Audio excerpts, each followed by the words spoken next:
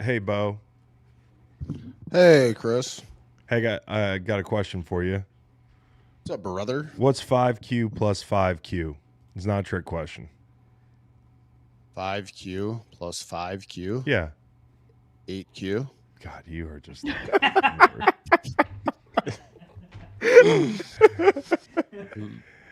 What did he just? What is this? No, what is this question you're asking me? Nate answered 10Q, and I said, you're welcome.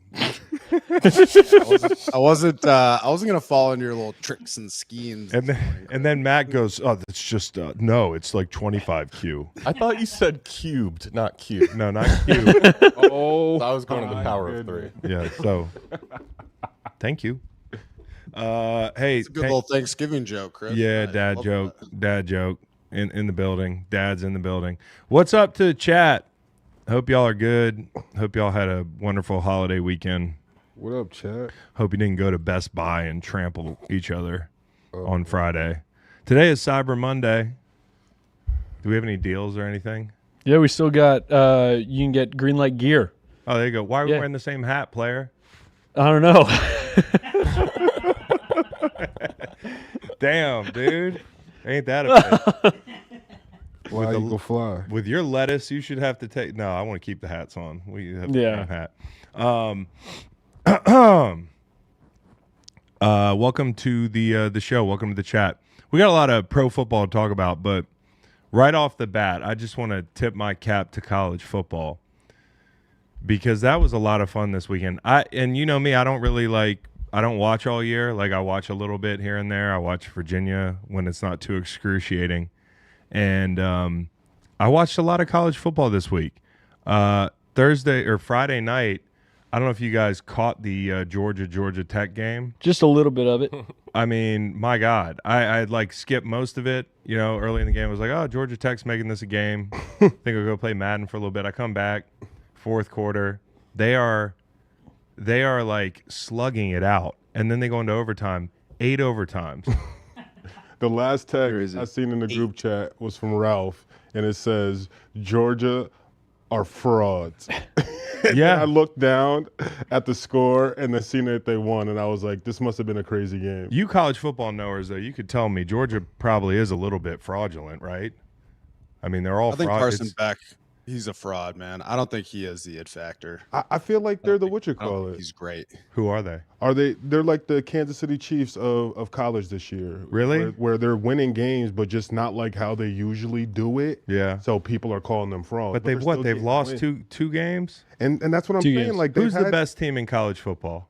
Oregon is number one. Wow. I think. Oregon's number one. Big Ten team, Oregon. Yeah. Ducks. Nuts. Big Ten championship. But best seat, I was going to give a best seat out off the bat. Anybody that stayed up late enough, and it was after midnight to watch that game. It was cold. Those big flags were whipping in the wind. Georgia people were all in the stands. Like teams were out of 2-point plays. They were just out of plays. Yeah. Is it crazy when you think about like a team only has so many damn 2-point plays. Yeah. And they go into 8 overtimes. Kirby Smart at the end just got pissed off and he's like, F it. I'm going to blitz every play. Some schoolyard They bullshit. won on an inside zone. Yes. And that's Like, after all that's that. Football. Like, That's football. You win on an inside zone. that was beautiful. That was beautiful. Hey, Chris, Yeah. I actually had a Bevel Conway from this game, too. I don't know if you saw this clip. Do you have it, Cowboy? I didn't think we'd be talking about it right away. But this was one of the coolest things I've seen. Bevel Conway is the Georgia game. Georgia player scores. His other player comes and does like a super dap on the back of his head. Yeah. Right when he hits the helmet. Boom! Fireworks. It was cinematic, dude. That looks like it looked like when Stephen Means got a sack in preseason and he did the hammer. Yeah. He won the game on a sack, did the hammer, and then the fireworks went off. It's like perfect, dude. Ooh. There it is, dude. That's incredible. That's sick. Yeah. That's incredible. The guy's helmet had a button right on top. Kirby Smart and the other coach are still hugging somewhere. That was like the longest hug ever. And damn it, if you play a guy for 4 hours in a football game, y'all need to hug. Mm-hmm. Like that was incredible. And that guy's an incredible coach. Key, the guy Key down at Georgia Tech for the rest of their lives. Brent Key, and I think he said before the game, "I hate Georgia. Like there's nothing else I hate more than Georgia." Well, you got to hug. You got to hug me. You're gonna have to hug me. If you hate me, you're gonna have to hug me. Guy looks like Jocko Willink. a little bit, doesn't he? Yeah. I eat Jocko Willing's protein powder. I fell for it. It's probably really good, but I eat it. It's good. Since we're on college football, I have a hollow man. Oh, I was like, do we have to? I thought we were going to talk about Virginia, and we will. No, I have a hollow man. Okay. And it is going to Ryan Day. Beat Michigan. God, can't beat Michigan. Gotta feel bad having a season like they have, and for whatever reason, when you get to the rivalry game, you just can't beat them. And like Chris was just saying, us at Virginia, we understand that because it's like Virginia Tech, whenever we play them, it doesn't matter how good they are that season, they just look like the best freaking team ever assembled. Bro, they had a fucking true freshman starting at quarterback, and his first start, he goes 90-something yard This drive. is where I decided, and I decided every year. I just keep coming back to it, but I'm like, I'm over it because I'm 39 years old. I'm up Saturday night basing my whole mood, my whole weekend, not anymore. No, I stopped off doing of that. an 18-year-old kid. He's just torching me. He's torching me, dude. So for people in the back who don't know the Commonwealth Cup history, it's not a rivalry anymore. And you want to talk about planting a flag and how people get? We'll talk about the flags. Yeah. Fucking Bud Foster could walk into my front yard and plant a flag, and I wouldn't even fight him because it's not a rivalry. Like you have to. What are you gonna do? Beat the guys on the field? We can't beat them. I went 0-4 against them. 22 of the last 24, 23 of the last 25. Yeah. This spans generations. It's the strangest thing, like we've had teams that were better in a vacuum, but we just can't beat them. And you know what? Eventually you got to tip your cap to these guys and say, hey, we're going to shut the fuck up for a while until we actually beat you at football. It felt like the last it is what it is at this point. It's felt like the last 10 matchups have gone in. Both teams are 5 and 6 trying to get, they need the one win to be bowl eligible. Man. And every time UVA's hopeful and, we're going to do it. And then Tech goes to the bowl. I was at the Jefferson the other night, which is a great concert venue, watching Chamomile and Whiskey. It's a very good band. Shout out to Coda. Shout out to the Eagles fans, the whole thing. But they're a great band. And I'm there watching them.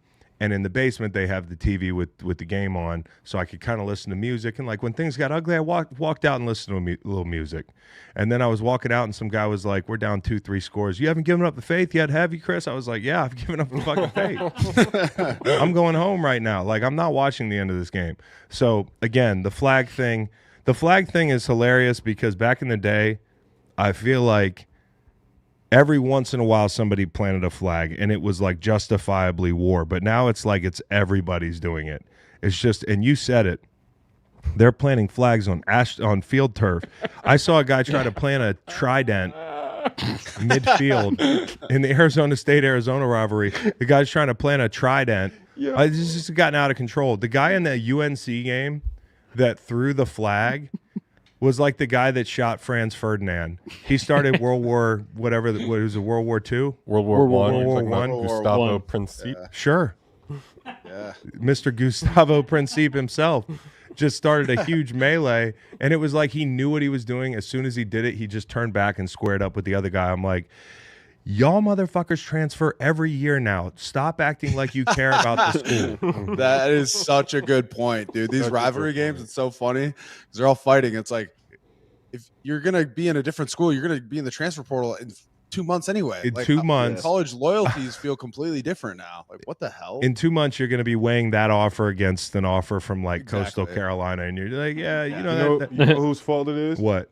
It's Lance Armstrong's fault. Talk to me. Wait, is it Lance Armstrong that is named? The guy who landed on the moon? Are you thinking about Neil Armstrong, brother? Neil. I asked him about that moon landing when I interviewed him. Neil. Danny DeVito, Lance Armstrong. Yeah, He planted the flag on the moon. Hold on a minute, player. He planted the flag on the moon, right? Hold on a minute, player. Were you in Austin when we went to Austin? Fax was in Austin. Yeah, do you remember when Lance Armstrong was in our fucking Airbnb and we were interviewing him? Yeah, I have a picture with him. No, I know. So this is Nick, Lance, and Neil. I get it. I said it wrong. No, I get it. It was funny though. But Neil Armstrong, that's kind of like swagging off on all the other countries. Like we got here first. Yep. But it just takes him a while to get there and throw hands with Neil Armstrong. They get a whole space but program. Neil Armstrong actually did punch a moon landing denier one time. For sure. In the face. It was Buzz Aldrin. So I mean, you're Buzz right, Aldrin. Max. Like, Yeah. he has been, or that was Buzz Aldrin. Yeah.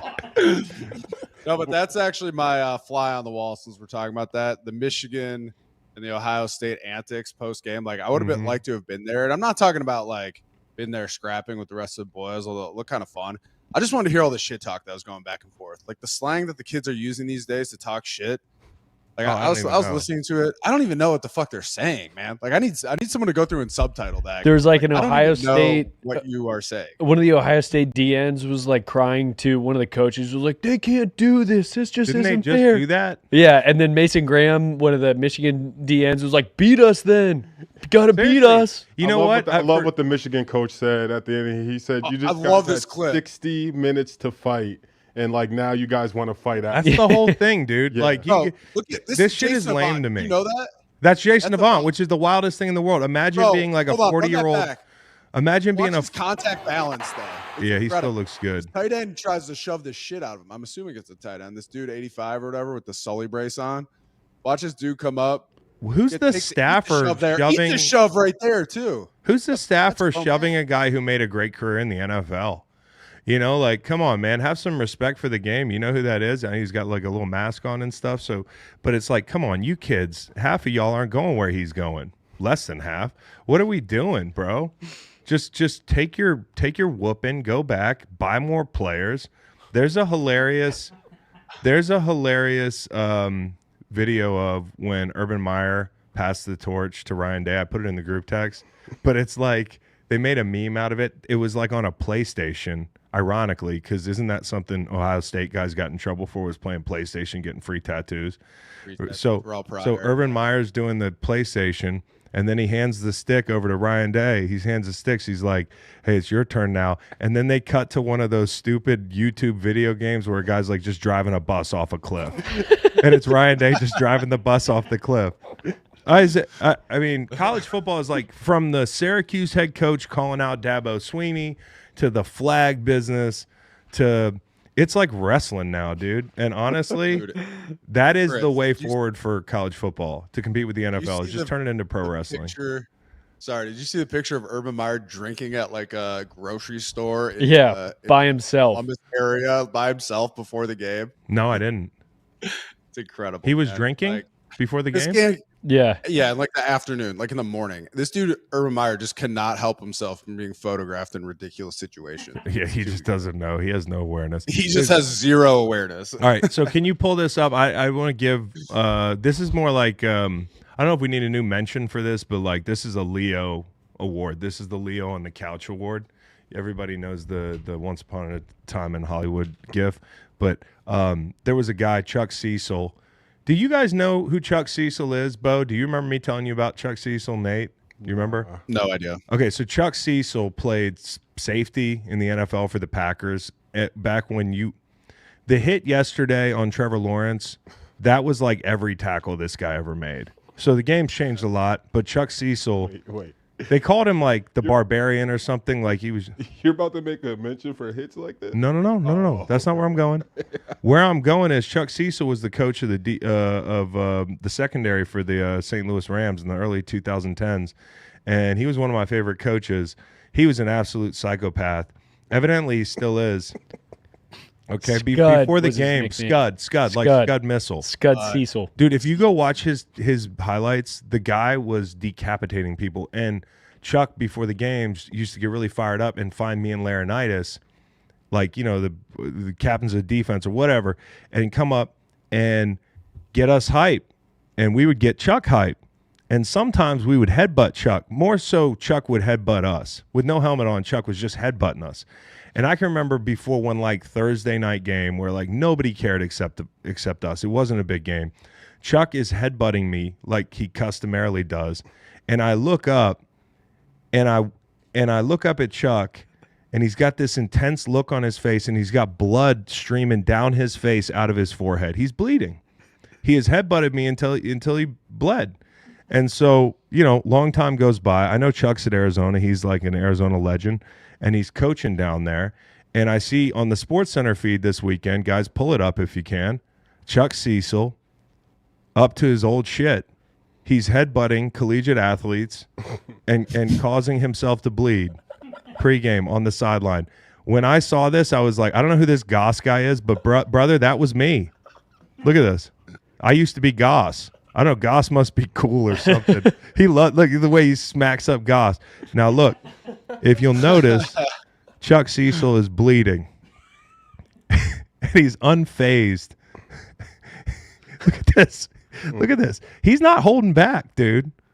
That guy is incredible. Chuck Cecil. I just wanted to shout him out. I could not believe it. I was like, he's still doing it. Don't you think you would have stopped? Not Chuck Cecil. Scud Cecil. I love Scud Cecil. Look at this dude. All right. So, anyways, Chuck Cecil is a G. This is from Matt Kingston in the chat. You could have just said it. Chuck Cecil is a G. Just found an article saying he was too big a hitter for the 80s. And the guy's like a beanpole. Some people just have, like, you know how the three of us, we would consider us all physical players. We all wanted to, like, play physical and hit hard and all that stuff. But I don't think any of us really understood how to, like, snap our bodies like that. You know what I mean? There's certain guys that just have that innate ability to snap off. He was like the perfect quintessential big hit guy, skinny big hit guy. Before we get into Sunday Night Football, Houston, we have a problem. I don't mean the Texans. I mean the NFL. The Week 14 slate is cheeks, and in Week 15, now I'm doing a little look ahead here. The Week 15 slate, they stacked all the good games together. Pull up Week 15. Start with Week 15. You just jinxed it. You know what's going to happen now. They need to flex one of these damn 4 p.m. It's going to be a great week this week, and the next week's games are going to be cheeks. That's what I'm saying. Well, they're all good. The point I'm making is it's kind of all cheeks. Holy crap! But look at the night game could be all right. The night game's going to be game. But the point is, I live off of 1 p.m.s. Yeah. Look at the 1 p.m.s. Yeah. Okay, 1 p.m.s. Commanders Saints, Chiefs Browns, which is going to be actually a good game. Bengals Titans, nobody cares. Ravens Giants. Ravens last night, Lamar's at the podium last night like, oh, we're coming to work. Like, that's going to be a blowout. Cowboys, Panthers, nobody cares. Jets, Jaguars, nobody cares. Dolphins, Texans, people care a little bit. Colts, Broncos, people care. That's at 4 p.m. Now we're in the 4 p.m. That'll have playoff implications. We got big playoff implications. We got Colts, Broncos, Bills, Lions, and Steelers, Eagles all happening together. And Pats, Cardinals, like, played in a hangar. Might as well be played in a hangar. They need to flex one of these games to 1 p.m. I hate to do it, but I think it might be Steelers-Eagles needs to go to 1 p.m. Now, I don't know if the NFL's listening. Obviously, you guys like to listen in and make sure I'm not using your footage. Maybe you could – this is an olive branch. I'll stop using the footage if you'll flex one of the Week 15 4 p.m.s. And then look at Week 14 slate. I mean, the problem in the NFL this year is there's a lot of bad teams, which I think also affects the way that we think of the teams with 8-9 wins. We think they're all good. They're not all good. Especially in the AFC. A lot of bad teams. Well, this actually works out great for me because should we take the Sunday off? Sunday is my girl's birthday. Oh, that's great. Happy birthday. It just works perfectly. Yeah, that's great. I mean, I'm thinking about going and doing something else other than watching football next Sunday. But you got Saints, Giants, Jaguars, Titans, Jets, Dolphins, Falcons, Vikings. Falcons, Vikings is like the only one. You don't want to see Kirk come back. You don't want to see Kirk back in Minnesota. Come on. Wait till we talk about Kirk. Okay, Panthers, Eagles, Browns, Steelers, which, you know, that'll be, I guess, interesting. Raiders, Bucks, Seahawks, Cardinals. We just saw that. Just saw it. Playoff implications. And Bills, Rams, Bears, Niners. That matters a lot less now than it did a couple weeks ago. And then, although I am excited to see who is the interim in Chicago. We didn't even talk about that. That just Thomas Brown. Thomas Brown. Good. I'm rooting for Thomas Brown. You know, I thought he did a pretty good job over the course of a couple games coming in and putting out the fire at least. But I think Eberflus, somebody asked me during the Friday live show, they're like, talk about the firing. There's not much to say about the firing, but I will say this. I think Eberflus is going to be back on his feet in no time as a quality defensive coordinator in this league. I think that's the one thing that people don't think about when like a Brandon Staley or one of these guys gets fired as a head coach and he just can't cut it. Like there's a good chance these guys are going to be able to come back and affect an organization positively as a DC. Like Saleh, he's fine. Yeah. Believe me, there's nobody more fine than Saleh right now. Mm-hmm. Seriously. Can you imagine being Robert Saleh? Oh, I gotta be home for the holidays and watch the Jets look like they are not only a bad football team, but terribly coached. So other side of the ball, but Arthur Smith seems happy. Arthur Smith seems really happy. That worked out well. Mm-hmm. Okay, let's talk about Sunday Night Football. Right before or right after Yeah. we hear from BetMGM. Right after. Okay, I'm ready for it. Guys, I just want to say this one thing and then take it away. But we had two of the most – we are – Yeah, this one is straight up. Okay. As you know, we've teamed up with BetMGM. We'll be using BetMGM lines to make all our picks, and we'll have special offers for you listeners each week. If you haven't signed up for BetMGM yet, use bonus code GREENLIGHT, and you'll get up to a $1,500 first bet offer on your first wager with BetMGM. Here's how it works. Number 1, download the BetMGM app and sign up using bonus code GREENLIGHT. Number 2, deposit at least $10 and place your first wager on any game. Number 3, you will receive up to a $1,500 bonus bet if your bet loses. Just make sure you use bonus code GREENLIGHT when you sign up. You don't have to spend that $1,500 all in one place. It could be bonus bets, okay? And I'll read it today. 21 and older only. Please gamble responsibly. Call 1-800-NEXT-STEP in Arizona, 1-800-BETS-OFF in Iowa, and then there's a number in Pennsylvania as well. All right. So, and if you are going to bet, tail us, man. We're all over 50%. Your boy is just your boy. You got to be careful hanging around me. You might get a cut. You might get a paper cut. I'm sharp right now, boy. I'm sharp. I got my knives sharpened. So tail us. Go to the Greenlight YouTube and if you haven't subscribe obviously if you're watching this. But Saturday morning we drop lines. Saturday morning, me, Steve, Macon, all over 500. So ride with us. And check out the newsletter. Oh yeah, Fax drops picks as well. Yeah. On Fridays, right? You're doing the props and that sort of thing. Also, Kingston's newsletter, we put out picks, and I had a long shot parlay last week, that 4-game parlay that hit. And Kingston's newsletter's been on fire as well. Yeah. Yep. We're humming. We're firing on all cylinders right now, like the Buffalo Bills. Let me say one thing. I thought when it being good. Huh? They said how is 500 being good? I'm not 500. Oh. I'm like closer to 65%. Now that's good. That's really good. For whoever's asking. Yeah. I'm making as much money this year off the field as you could imagine. I ran the odds on yours, and the chances of it being luck are like 0.3%. Yeah, we're not lucky. We're good. And so to your question, whoever that was in the chat, I take a lot of pride in our picks, man. You know, people give us shit when we lose. We got to eat that. So when we win, you're not going to hear the end of it. All right. Last night, I thought when you look back at the NFL season, there's going to be a couple of touchdowns and a couple of plays that are going to stand out in your memory as the most aesthetically pleasing plays that you've seen all year.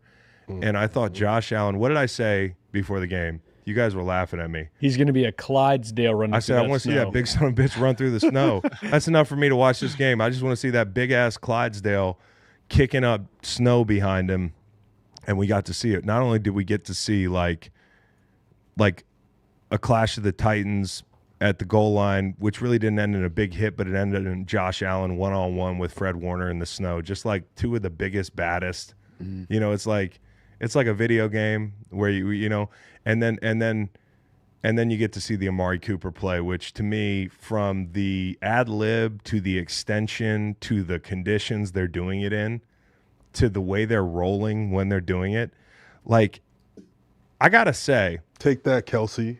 Oh yeah, exactly. Top that. That's hate. Travis That's Kane. hate. It definitely is. But this is like one of those games that I feel like, and I've been going back and forth, and you know I'm a huge Josh fan. I think Josh is QB2 in the league, if not 1. This year he's playing like QB1. He's the best quarterback in the league this year. Okay? And if you do that enough years in a row, then we talk about you just like Mahomes. But I don't think the delta between those two in a draft is that much different, you know, with the way he's played football. But I think this is a game where, and I've been going back and forth on MVP, Lamar, Josh, Saquon. And, you know, I know Eagles fans want me to say Saquon, but like traditionally this is a quarterback award. Okay, I think Saquon, you can make a big argument for that. I felt like Josh in the snow last night, watching San Francisco not be able to operate, like just can't operate. Most teams can't operate in those conditions. Josh, I mean, he hit Knox late in the game after a turnover for a chunk, and you can't see. Like, this guy, any weather, any situation, he can get you out of trouble. He can make the wild plays. And if this were like the Heisman, I felt like yesterday was like his Heisman moment. Yeah, he had a couple of them, and he pushed ahead. So I think he's in the driver's seat for MVP. I really do. I know this is a week in, week out thing. Yep. But those moments, driver's seat, minus 100%, were unbelievable. Yeah. Those moments are unbelievable. Chris, I got to give my best seat award to Josh Allen, man. Think about the last week this dude has had. Okay, got engaged, superstar actress Haley Steinfeld. That's awesome. Yeah. Goes out, gets a huge Sunday Night Football win in the snow. Throws a touchdown pass to himself. Yeah. That's sick. Takes the career franchise touchdown record from Jim Kelly. That's sick. And then is now the front runner for the MVP. Also sick. So my best seat award, Josh Allen, man. What a week he had. What a game. That was fun to watch too. And on that play, real fast with Amari Cooper, the best quote was after the game when Amari Cooper was like, I don't know what he's doing over there. It must mean he wanted the ball. So I gave him the ball. No, it's hilarious. It was crazy because you see Josh throw the ball and then start to like run out to the sideline, and you're almost like, is this a design play? Right. But it's not. Josh after the game's like, oh yeah, we just made eye contact, and he could tell I wanted the ball. And it's snowing, and he's in the grass with two people. Anyways, I think the whole thing is like, it's again confirmation of Aaron Cromer, the Bills' offensive line, being able to run the football. James Cook in the snow is really hard in those conditions to get footing. Have you played in the snow? Yeah. No, I haven't played in the snow in the pros. So I've never played in a snow game like that. That looks fucking sweet. Oh, I was gonna ask. I was like, by now, don't you think like equipment managers like they would have it down pat for cleats, like so that guys aren't like D linemen, or like you aren't sliding like how you seen guys are? I think they generally have it under control, but the way the snow was falling last night, the way they were talking, they called it like Dippin' Dots snow. Yeah. So it was getting like stuck like dry under your cleats. And or so, dipping dots is Chris dipping Collinsworth. dots is Chris Collinsworth called it. It's like Brady calling it Turdurkin last week. So well, hey, Chris, you remember that game we played in? Which game? The one in Philly when we had to play like 60 snaps. Boy, do I remember that and game. It was it was probably like 10 degrees out. It was cold. No, it was. I'll tell you what it was. It wasn't snowing like that. It was 3 degrees without the wind chill, and then the wind chill brought it down to like 0 or something. It was crazy. I just remember waking up that morning, meaningless game in the standings. Yeah. And I was like, I wonder how much they're going to play us old guys. You know, if you're not like a starter, if you're like a third down guy, or Beau, you're like a specialist in your own way. Like, we played a lot in that fucking game, and we were tackling we were tackling Ezekiel Elliott, and they ran the ball 40 times. And I'm just taking on duo double teams in 5-degree weather for 2 hours. Just like, give me the. I tell you what, it was brutal, but it was fun though too. Like, cause hot chocolate and chicken broth on the sideline is fire. Chicken broth on the sideline slaps. It slaps. That shit is good. For sure. Yeah. Chicken broth is just great generally. Yeah, incorporate it into your diet. So. Bone broth. I don't mean chicken broth. Bone broth. Yeah. Okay. Hey, give me some bone broth on the sideline.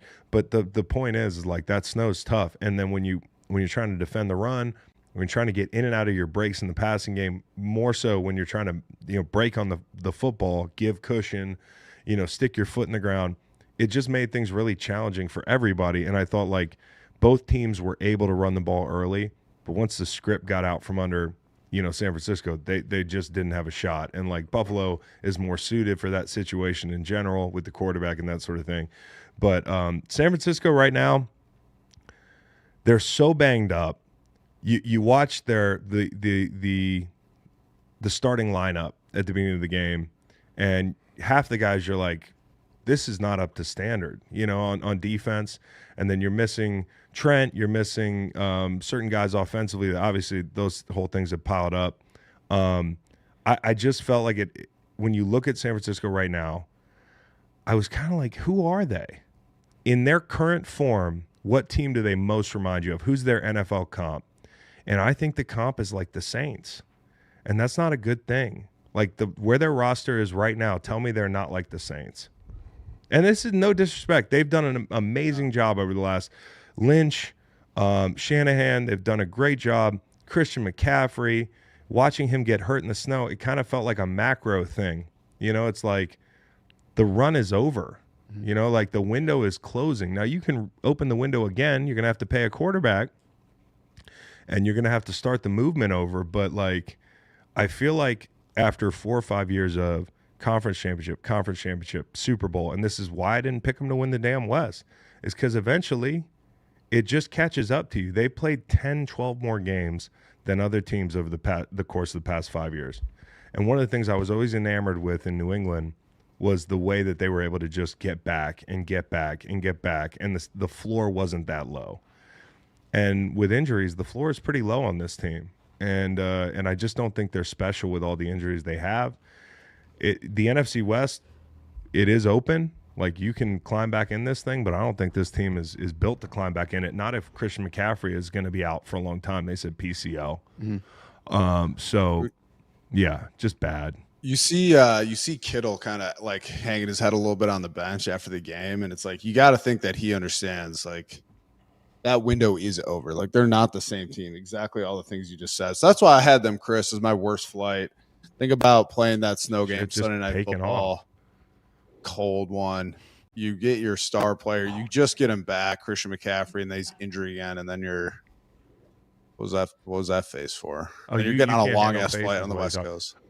So, that's an exaggerated face. What do you? Well, no, Tanner. Shout out to Tanner. Tanner put in a paper airplane during worst flight. Yeah. You see that?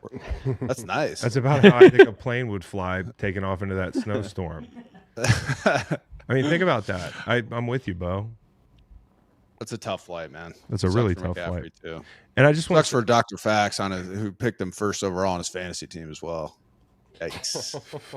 This has been a really tough couple of weeks. Brandy Love's fault. What? Because Brandy Love's pick. Because I forgot we called it. She set me up, man. She set me up. I picked Christian McCaffrey first in fantasy, and it made me lose fantasy. Do you think she would have set you up if she knew that you're the BBC in the group?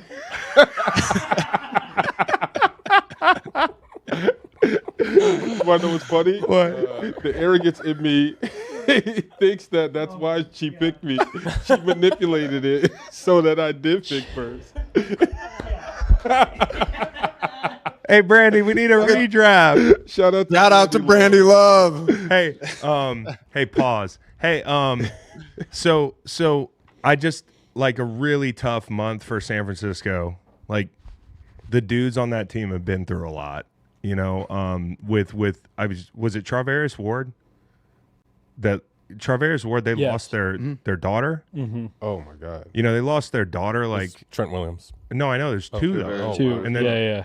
And then Trent Williams, today the news broke that, you know, they lost as a son or a daughter at birth over the weekend. And I'm just, as a show, man, these guys are not going to hear this, but I'm sending as much positivity and prayers out to that group as we can. Like Trent Williams, Ward, those guys are key pieces of the team. And they're not only key pieces of the team from a standpoint of X's and O's, but like when your leaders are going through shit like that, it's unimaginable. It's just unimaginable on a personal level for those families, but also, and football is the least important thing when you talk about this, but like it's really hard to, after a loss like this, get news like that, which I don't know when that news was available to those guys, but then to come home and be like, we got to put our helmets back on and go play.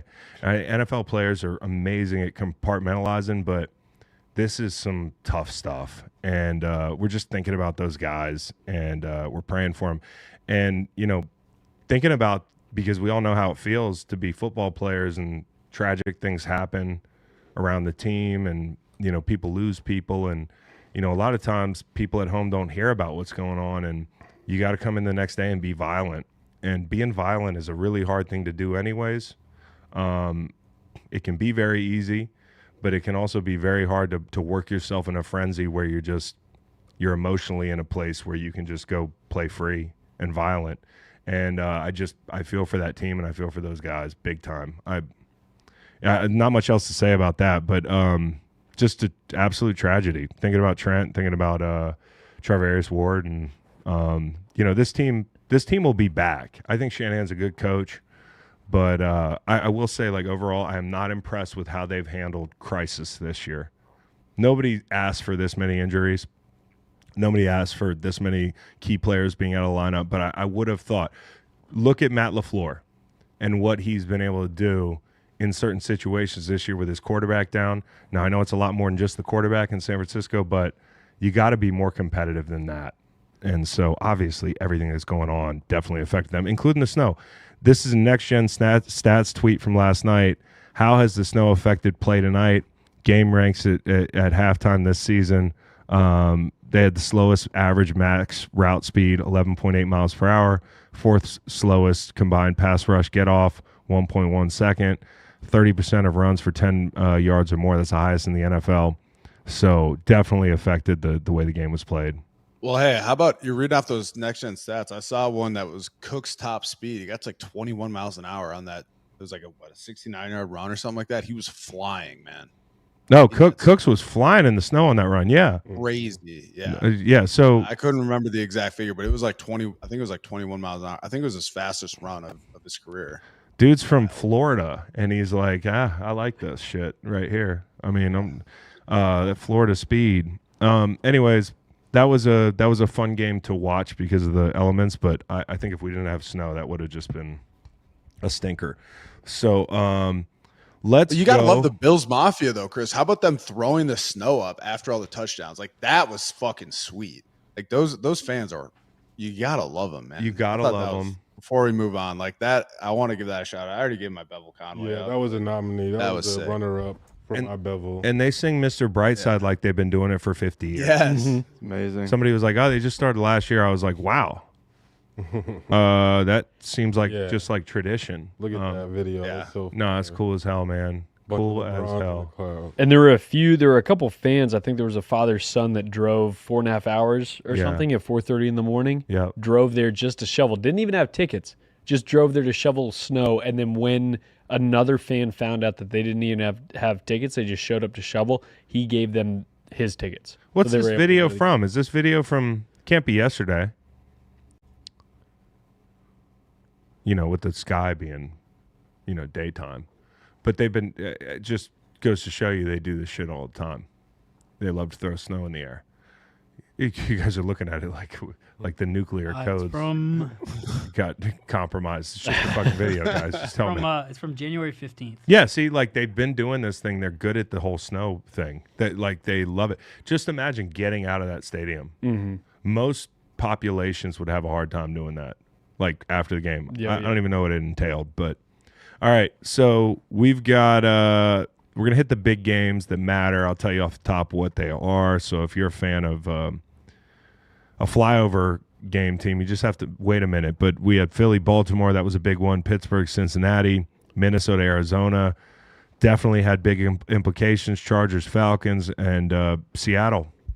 We'll talk about those games off the top. Starting with the Eagles. Go Birds. Go Birds.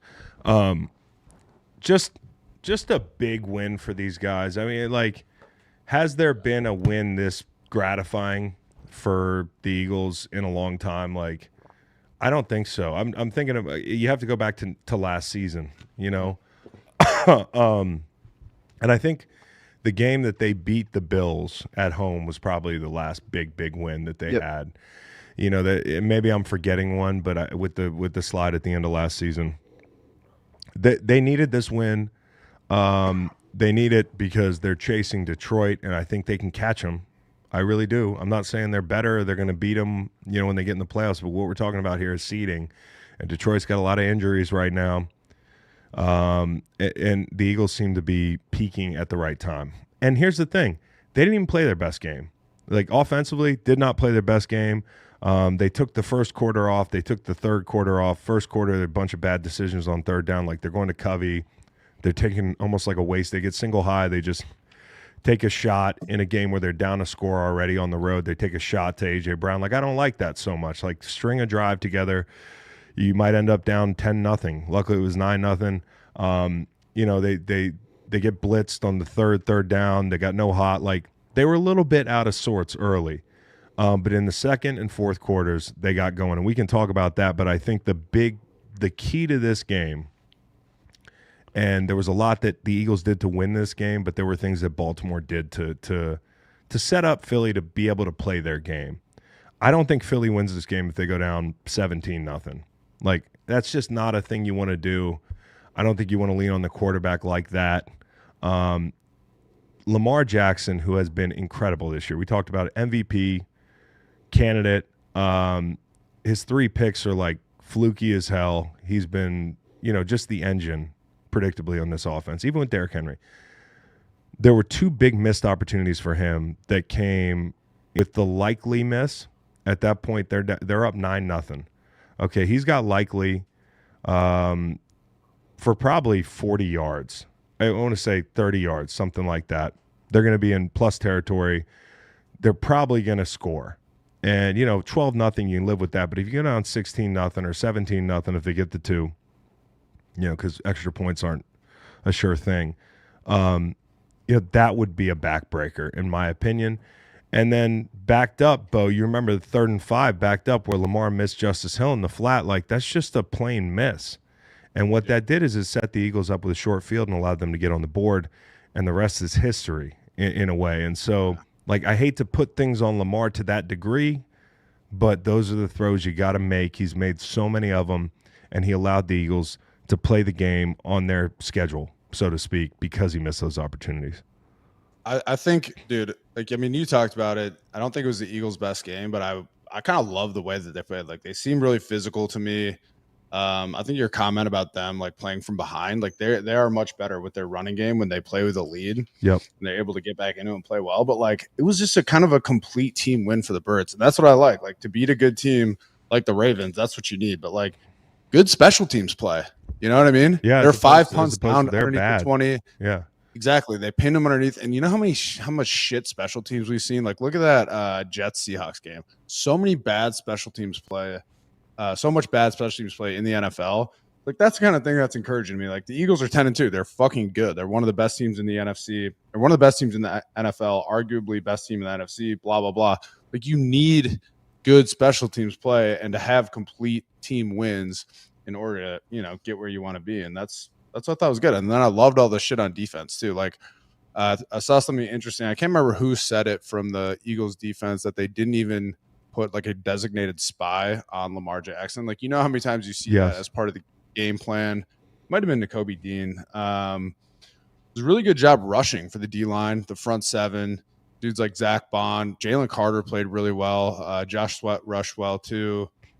But like to rush well, cage rush those dudes without a spy, like, that's a pretty tall task. So I thought they did a really good job with that. And to be aggressive, Beau, you know how it is. You get in these games where you're like, the D-line coach is puckered up. He's afraid of the rush lanes, the whole thing. I thought for those guys to not only rush well, but aggressively and get Lamar on the ground at times, like, that was a big – but the thing I wanted to bring up was Vic Fangio, man. Like, this game – to me, hey, they did a good job against Cincinnati on the road. And, like, that turned out to be a really good thing to have as a pelt on the wall. It was like, hey, we're the last team to really slow this Bengals offense down, and we did it on the road, having just inserted a rookie into the lineup as our slot corner in Cooper DeJean. And you know how that changed everything. But I think Vic Fangio when he was signed as the coordinator, a lot of people said, hey, Vic's defense they figured it out in the NFL. It's tired. The guys in Miami didn't like him. Okay.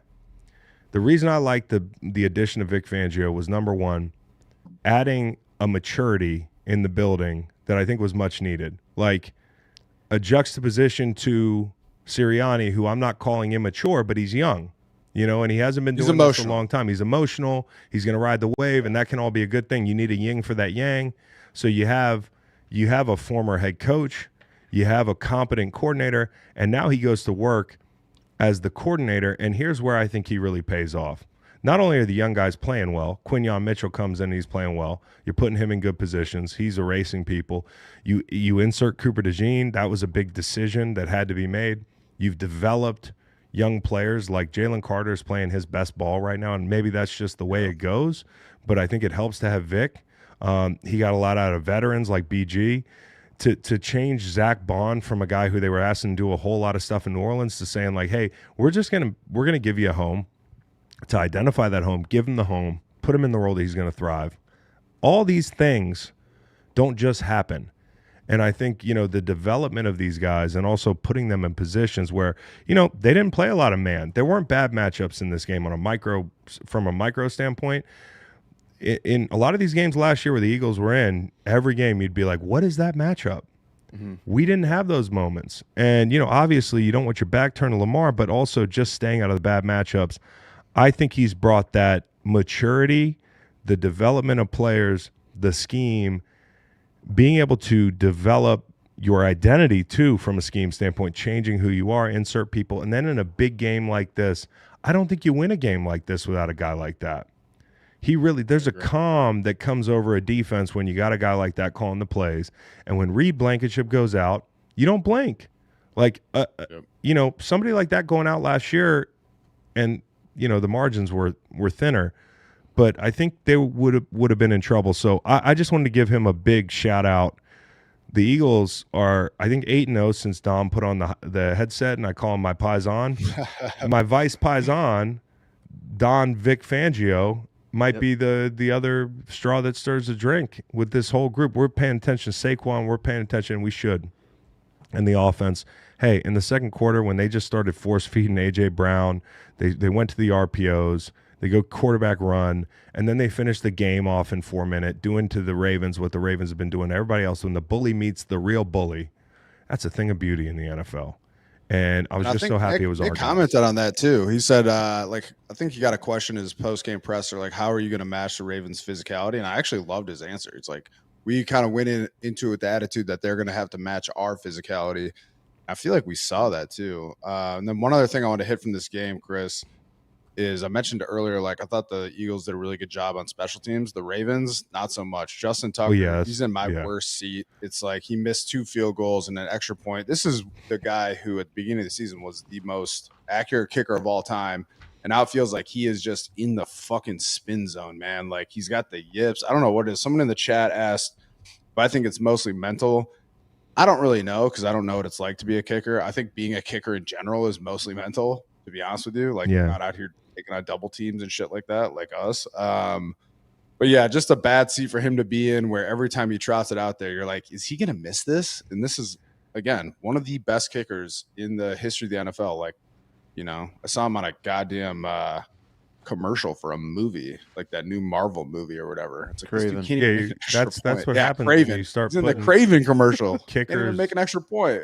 And Tucker, I honestly, isn't it crazy when a kicker goes, it happens right before our eyes. Like when great players or good players, and they all do, start to downtick in production and performance, it's subtle. Like if it's a certain position, you're not going to notice. Like, you're not going to notice if linebacker's a little slower out of his breaks. You're not going to notice if maybe a guard, like, there's certain offensive linemen in the league, that, like, all of a sudden you see them getting beat a good bit. And, like, if you're not watching that team intently, you might not know that guy's on a downswing. But when a kicker trots out and misses a kick, it's binary. Yes or no. Can you make the kick or not? And everybody's watching. And when it happens before your eyes, it's kind of sad. I've never felt like bad for kickers before, but this year there's a couple of them that I just kind of felt bad for. And I feel for Justin Tucker because he is one of the best ever. But the you don't know where that ledge is. And it could be mental and it could be physical. But like at this point, the Ravens, they are not the Lions. Okay. Not every game they're going to be in, they're going to win by a touchdown. Okay, especially in the playoffs. And they're not going to be a bunch of games like when they played the Texans last year and they're laying 9.5 points at home. These games are field goal games. And so the real honest, hard conversation you have to have is what's more important, Justin Tucker's legacy or Lamar's window? And, you know, like if this continues over the next game or two, they need to have skinny motherfuckers in the indoor after games and trying kickers out. And, you know, I like, don't think they're ready for it right this second, but I think it's one more game like that away. Yeah. You know? Because what you're doing by being like, well, it's Justin Tucker. No, they got a bye week. You got to have people in there this week. I think you got to have people in there. You got to have people in there this week. You got to have at least. I forgot about the bye week. Yeah, you got to have like 3 or 4 guys in there for like a couple of days maybe, since you do have a bye week, and have someone on deck or on the practice squad already, because you guys are a playoff team, and like that's really gonna suck if you guys heading into the playoffs you have worries about your kicker. And the Bills did this earlier this season when Tyler Bass was struggling. They brought in some kickers to compete, and I guess it's the question of, you know, whether it's physical versus mental. It looks like he still has the leg. It looks like the ball is getting there.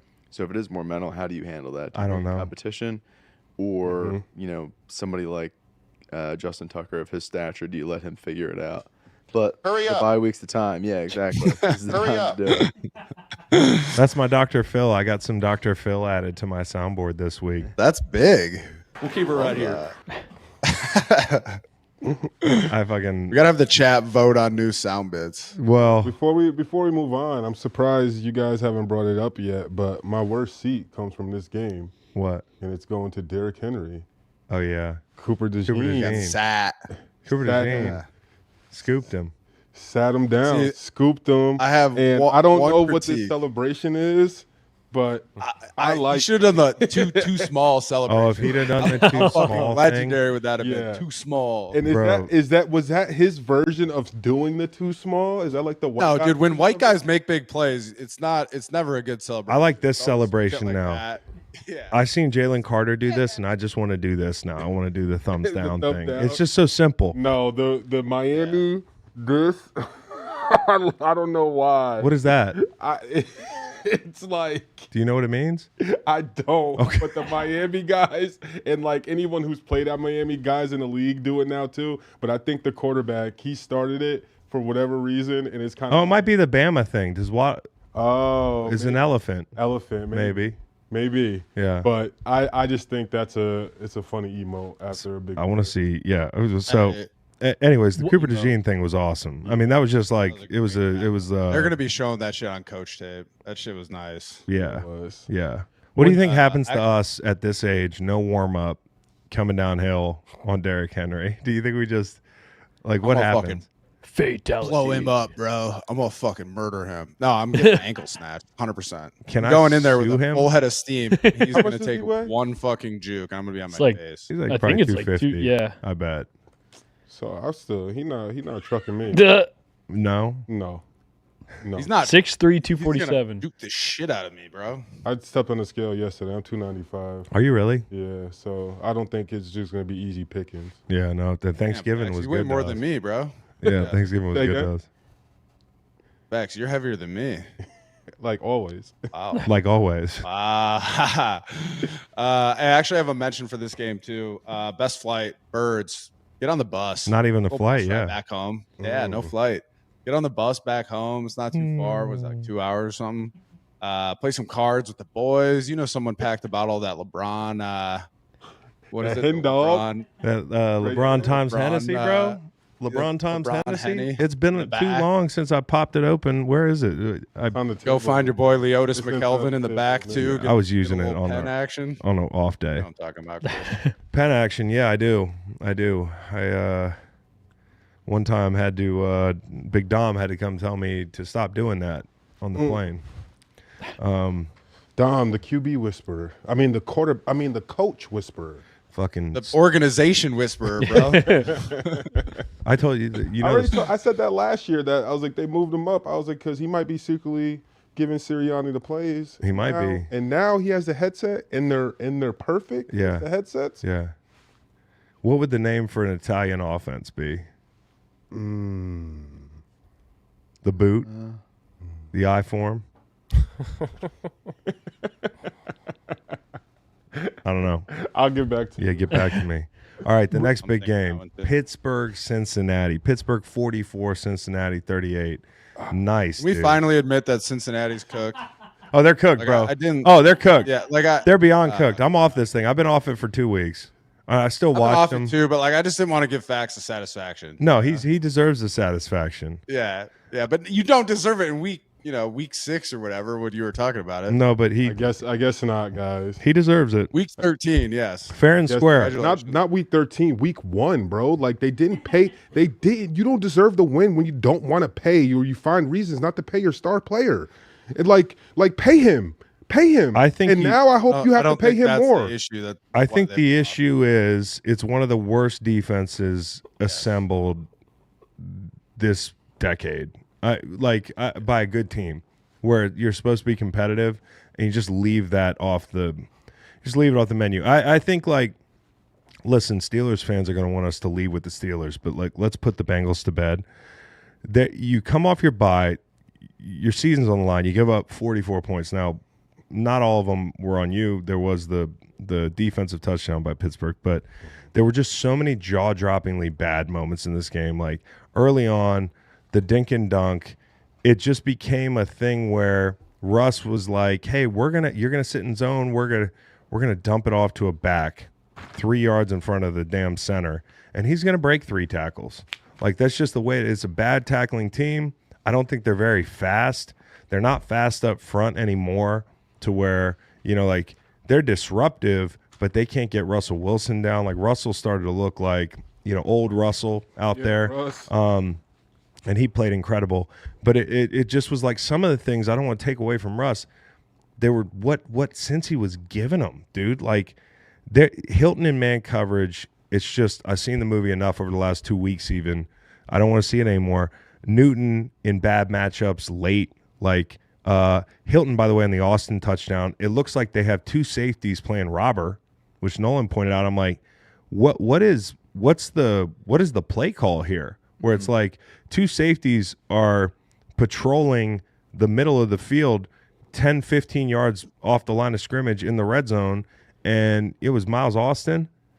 Calvin Austin. Calvin Austin, sorry, Miles Austin. That's an old one. Throwback. Calvin Austin. Miles Austin had a nice little run. Yeah, he did. Calvin Austin just cooked Mike Hilton, but it looks like he thinks he has safety help. And so, it's stuff like that. It's the 3rd and 9 late where as many times you thought you blew your chances is you're down 10, it's 3rd and 9, you can get off the field and make this a game. Everybody's mugged up. It was unbelievable. They have 3 people outside, tight end in the core, and everybody in the core is going to block because you got everybody mugged up, and they drop Davis Gaither and B.J. Hill 3 yards out over the ball. The wide receivers are out here, bro. Like I said it before, they're going to kill him down the seam, and it ended up being, Newton just looking lost out there. And it's not competitive. The rush isn't there. Nobody in the front affects the quarterback. It's like they wasted a bunch of rushers just to scare the Steelers into doing something that, this isn't the old Steelers. They can execute in the pass game. And so with the season on the line, 3rd and 4 with 1:54 to go, because you remember this, you're down 6. Cincy the game should be iced. They should get the ball back with 20 seconds. But Pittsburgh holds. When you get a gift like that and you're down 6, you can get the ball back and maybe win the game. Justin Fields comes in the game. The quarterback grew a fucking foot. Why do you think he's on the field? The same guy that got cooked by Pickens, same guy that got cooked on 3rd and 9, it's like he doesn't know the situation. But that's what I'm saying. That's one of those things where guys, I wonder if that's a coaching thing. Did they go over that, or did they mention, hey, I thought you were gonna say, I wonder if that was if they were sabotaging because Jamar Chase didn't get paid. Oh no. I'm just saying, it's just one of those things where I was saying, that's why you play Justin Fields is just for that reason, for teams to you have to coach it up because guys. Oh, a 3rd down critical moment. They bring in Justin Fields and run a zone read. Whoa, that's fucking. I didn't know what they were gonna do. You would have thought. You would think that, but it's like they didn't. Oh no, he's gonna run. Dude, Justin Fields ran the ball. They brought him in on a special package that he uses to only run the ball, and he ran the ball. Now, from a personnel standpoint, they looked lost without Logan Wilson. For a game where they absolutely needed, the guy in the middle, he wasn't healthy, so they don't have Logan Wilson, and Pratt and those guys in the middle we're getting eaten up. And, there are guys in coverage and there's multiple. Like usually there's one guy you pick on in coverage. You're playing a good defense. Mm-hmm. Take your pick. And guys got slow on this defense. It's just not, it's sometimes when you can't, it's not all subtractions. They're definitely the DJ Reader thing. They've let some guys walk in the secondary. Cam Taylor-Britt's been up and down, but I just don't think they're that fast a group. They're not a good tackling group. It's like a total teardown defensively. And you could talk about Zach Taylor, and like we got in this thing, me and Nolan driving over here, where he's like, the offense is performing pretty well, so it's hard to put it all on Zach Taylor, and I agree. But there's also an argument to be had for, like, hey, now they're not going to have Higgins next year, but you got one of the best quarterbacks on the planet. You got Jamar Chase, you got Higgins. I thought the Gesicki addition was great. Josevas has been playing really well. They just spread you out. And, it's Joe distributing the football. Like, how hard can that be? So if they're thinking about changing the head coach, I think they'll be fine with a hand-picked offensive mind. But and you brought up Ben Johnson. Yeah, if you wanted to do it. You have pretty good options. Which I don't think they're going to do it. Right. I think they'll fire Lou, which sucks because a couple years ago Lou was one of the best. Mm. And you were like, hey, he might get a head coaching job. Look how far this defense has fallen. We're talking about getting rid of him. I don't know, man. The Bengals should be honestly sued for malpractice because they've got one of the best quarterbacks. Lost 4 games when they've scored 30 points. That's crazy. It's ridiculous. They're just losing the fuck out of these games. Dude, the other talk about the teams with these windows, like their window is, they don't like it's fucking. Like their window is not only closed, but their house is kind of like on fire. But look at the Bills. Look at the Bills. You want to talk about a team? Somebody asked me this weekend, what's the case for Josh Allen to be an MVP? I said, well, let's go back and look at the beginning of this season when we thought that the Bills were rebuilding or retooling. The window is never closed when you have a guy like Josh Allen. And the window should never be closed when you have a guy like Joe Burrow, in my opinion. And, you look back at some of these teams that have gotten a bunch of points scored. They scored a bunch of points, but they gave up a bunch of points as well. We brought up the Saints, the Steve Spagnuolo-led Saints in like the early 2010s. They went like 7-9 and missed the playoffs. I think the Chargers were another team in the early 2000s, right? I think it was the Chargers. Yeah, it was the Chargers. I bet they were right on the line of getting in. This team's like, they're going to Mykonos. It's fucking December just started, dude. They woke up this morning, they're booking flights. And it sucks because it's not even close. Out of Cincinnati, I looked up online. It's not a good airport to fly out trying to get to Mykonos. Not a good airport. Gonna have to do a lot of hopping. How many connections you got to go to get to Mykonos? I think a lot. Like a lot of the sites, you look it up and you try to type it in, and it's like nothing available. So you got to go to JFK. You're going probably Cincinnati, JFK, Mykonos. Nate's girl's like, "What are you doing?" I'm up working. He's looking up flights to Mykonos from Cincinnati. But to give Russ credit. Now, I know he was playing against the Bad News Bears, but that was one of his best games as a pro, period. And I've seen him, played against him in Seattle a lifetime ago, chase that fucker around for hours. And I've never seen him play like that on schedule that well. Like, what Arthur Smith is doing, and forget about the red zone, like they got in the red zone, which they haven't done lately, which I think is probably a function of Cincy. I don't think that's solved yet necessarily. But, man, the story on Russ like a couple years ago was like, will he take the profit? Will he stop playing hero ball? Will he work the middle of the field? Will he work the underneath stuff? Like, they're doing all those things, and they're doing things with timing. And I just think Arthur's was a great hire. And hey, I said this, I don't even know if they knew what they were doing when they signed Russ. But I'm watching Russ play like that, and on the other TV, Kirk Cousins is playing like that. And he was supposed to be the big signing. Mm-hmm. And so what a job Pittsburgh's done with the hires.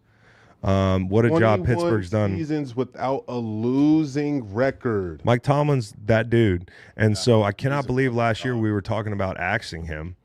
There were some people that were talking about axing him. You got to give a guy like this a chance to right the ship. He did right the ship. And those two edge guys, Herbig, who is in there for Highsmith, and, of course, T.J. Watt. It's 21-all when T.J. Watt forces a fumble and starts a slide in the middle 8, which is a big part of the game, the 4 minutes before the half and after the half. that started to slide. That changed the way the game was played. And then Herbig sending that game into blowout mode so that the Bengals really had to play from more than a possession down. They went down 17. As a result, they were hunting a one-score game in the fourth or in the third, whenever it happened. But Herbig just beating Orlando Brown around the corner. These guys just stepping up in big spots. It was a very Pittsburgh win defensively. In that those guys made big plays. You had Dante Jackson interception, but the difference is now they can outscore you. And your guy George Pickens, hilarious, he's ridiculous, man. Oh man, he's hilarious, but he's also getting ridiculous. Like, what's he like? Yeah, it's getting ridiculous. He's like AB a little bit. No, don't do that to my guy. Don't do that to my guy George Pickens. Yo, I'm just trying to bait backs into some excitement over here. Bro, he scoped up and air shot someone in the crowd, bro. He shot somebody in the crowd. That is, I haven't mentioned, that's my fly in the wall. I know it's not possible, but I just want to be in his brain before he thinks about doing that. Like, what is going through your head that you're in a pro football game, that you're riled up enough that, like, you're locked in with someone in the crowd to be like, I'm going to shoot them with my finger. Listen, there's a little agent of chaos in his brain pulling the levers. I don't know who it is. Yeah, well, I want to be there. We all have intrusive thoughts. I want to see it in real time. The George Pickens experience. Like, what it be like a VR thing. Intrusive A VR thing would be incredible. And I just want to see, like, what he's thinking exactly before it. And then, like, when his teammates are in his face, or like Cam Hayward, like when they're talking to him, like, I want to think in that moment, like, if he's just blanking out, or like, is he really listening, or if he's just like, I don't care, dude. You know, in GTA, you can do whatever you want. It kind of reminds me of like being in GTA. Like, he's turned the football field and everything, the lines outside of it, and the whole thing into just a GTA situation where it's like an immersive map, and you can do whatever the fuck you want. You can beat a guy up in traffic. You can drive a Cessna into the ocean. You can steal an airplane. I would be devastated for him though if, like, it gets down in the season and this, like, maybe cost them a game or something crucial. Like, that hasn't happened. Yeah, it's yet. headed there. It hasn't, and that's what I'm saying. It hasn't happened. Steelers are 9-3. What is George Pickens like if they're not winning like this? Like, I want to know what he's like in an alternate reality when they're 3-9. Remember when he was catching the ball from Pickett and company last year? I think we were scratching the surface, but I will tell you there's hope because he's got a mentor out there on the field, and it's not Mike Tomlin.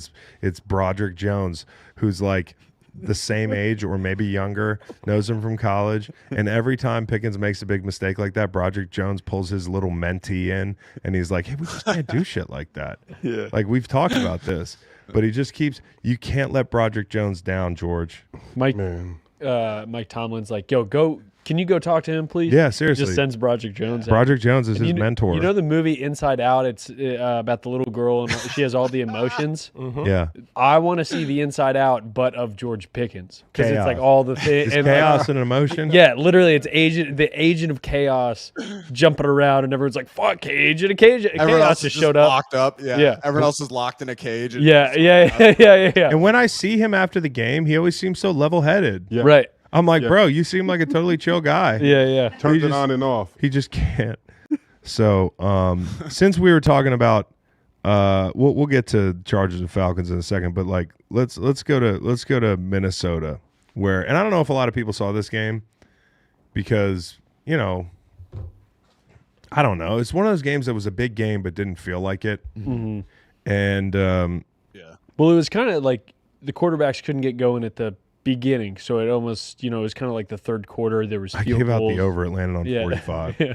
So it was a field goal game, and like in a game like this, I'll get to it. And the Cardinals botched some things, but I think we said it before the game. It's going to come down to how these guys handle blitz, and I didn't even realize how poorly Kyler's numbers had been shaping up against the blitz this year.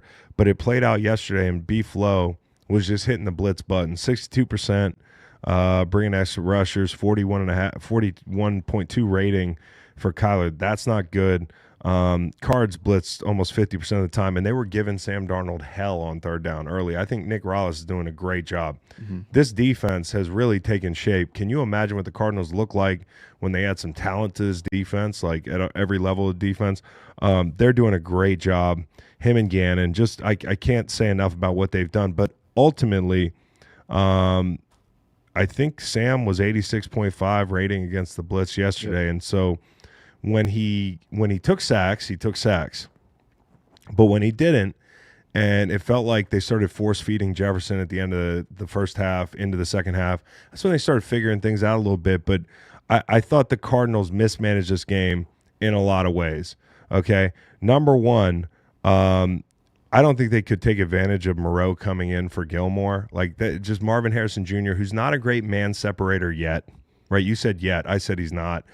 He can still be a great jump ball guy and all that stuff, but like you need guys that can separate. And when a team's willing to man up this much, which you really shouldn't be able to do against a little water bug quarterback, he does not play well against man coverage. And I think part of it is because, hey, Dortch is a good separator in short areas, but like we need some guys other than Trey McBride that can get open. And I don't want to put Michael Wilson made some incredible catches in this game, but in general, I don't think they're as good as we maybe make them out to be because of that. And I think from a standpoint of the red zone, every time they got down there, they had penalties. I mean, like right down to the last one where they're 1st and 5 with a chance to go up 2 scores in the game, right? And instead of going up 2 scores in the game, there's a pre-snap penalty, I believe it was. It makes it 1st and goal from 10, which is as hard a set of downs as you can have. And then they go with an intentional grounding. So they a ton of red zone penalties. And then the end of half sequence to me was a real head scratcher. In a game where there's a lot of field goals being kicked, you want to score a damn touchdown when you have an opportunity. And I thought it was worth the shot to take one more. I think it was 17 seconds they snapped the football with no timeouts on like the 15. 17-yard line. 17-yard line. 17 seconds First to go. and 10. First and 10, 17-yard line. And they hit maybe an in-cut or something. McBride for 11 yards. So you're on the 6-yard line. Mm-hmm. You have one opportunity. 7 or 8 seconds left. 7, 8 seconds left. They're on the ball. Yep. Spike it and get one more. Mm-hmm. Get one more shot in that game. Ultimately, that makes the difference, right? Yep. And they run it down 2 and they kick the field goal. So I didn't like that. And then not going for 2 to possibly make it 20-6. They make it 19-6. That one came back to haunt them in a big way. You could say not going for it on 4th and 4, up 3 at the 4-yard line late in the game. Yeah, I don't know why you wouldn't. Why wouldn't you go? Who was calling that game? Greg Olson, maybe? I think he said that. Greg Olson was calling the game. At all. Yeah. Go for that. 100%. Didn't understand that one. And then early they opted for a field goal on 4th and 2. So, like, any one of these things, if you'd have done them differently in a game with margins this thin, you probably win the game. But they did not, and they didn't take advantage of it. And it kind of proved eventually in some spots in this game that if you make Kyler earn it, eventually he's going to do something crazy. But I want to give a lot of credit to Minnesota's defense. I thought the corners hung in there. I thought Cashman was all over the field.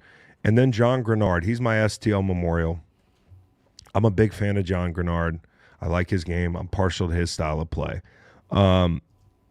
There were 3 moments in this game late, and he had a bunch of big plays all day.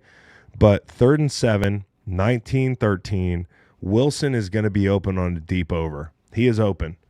And Grenard runs through the back. He runs by the tight end through the back and makes Kyler bubble where he can't see the deep over. It's wide open. And in a situation like that, he doesn't get the sack, but it's a huge play. He also forced the intentional grounding in the red zone to keep the lead from ballooning to 10.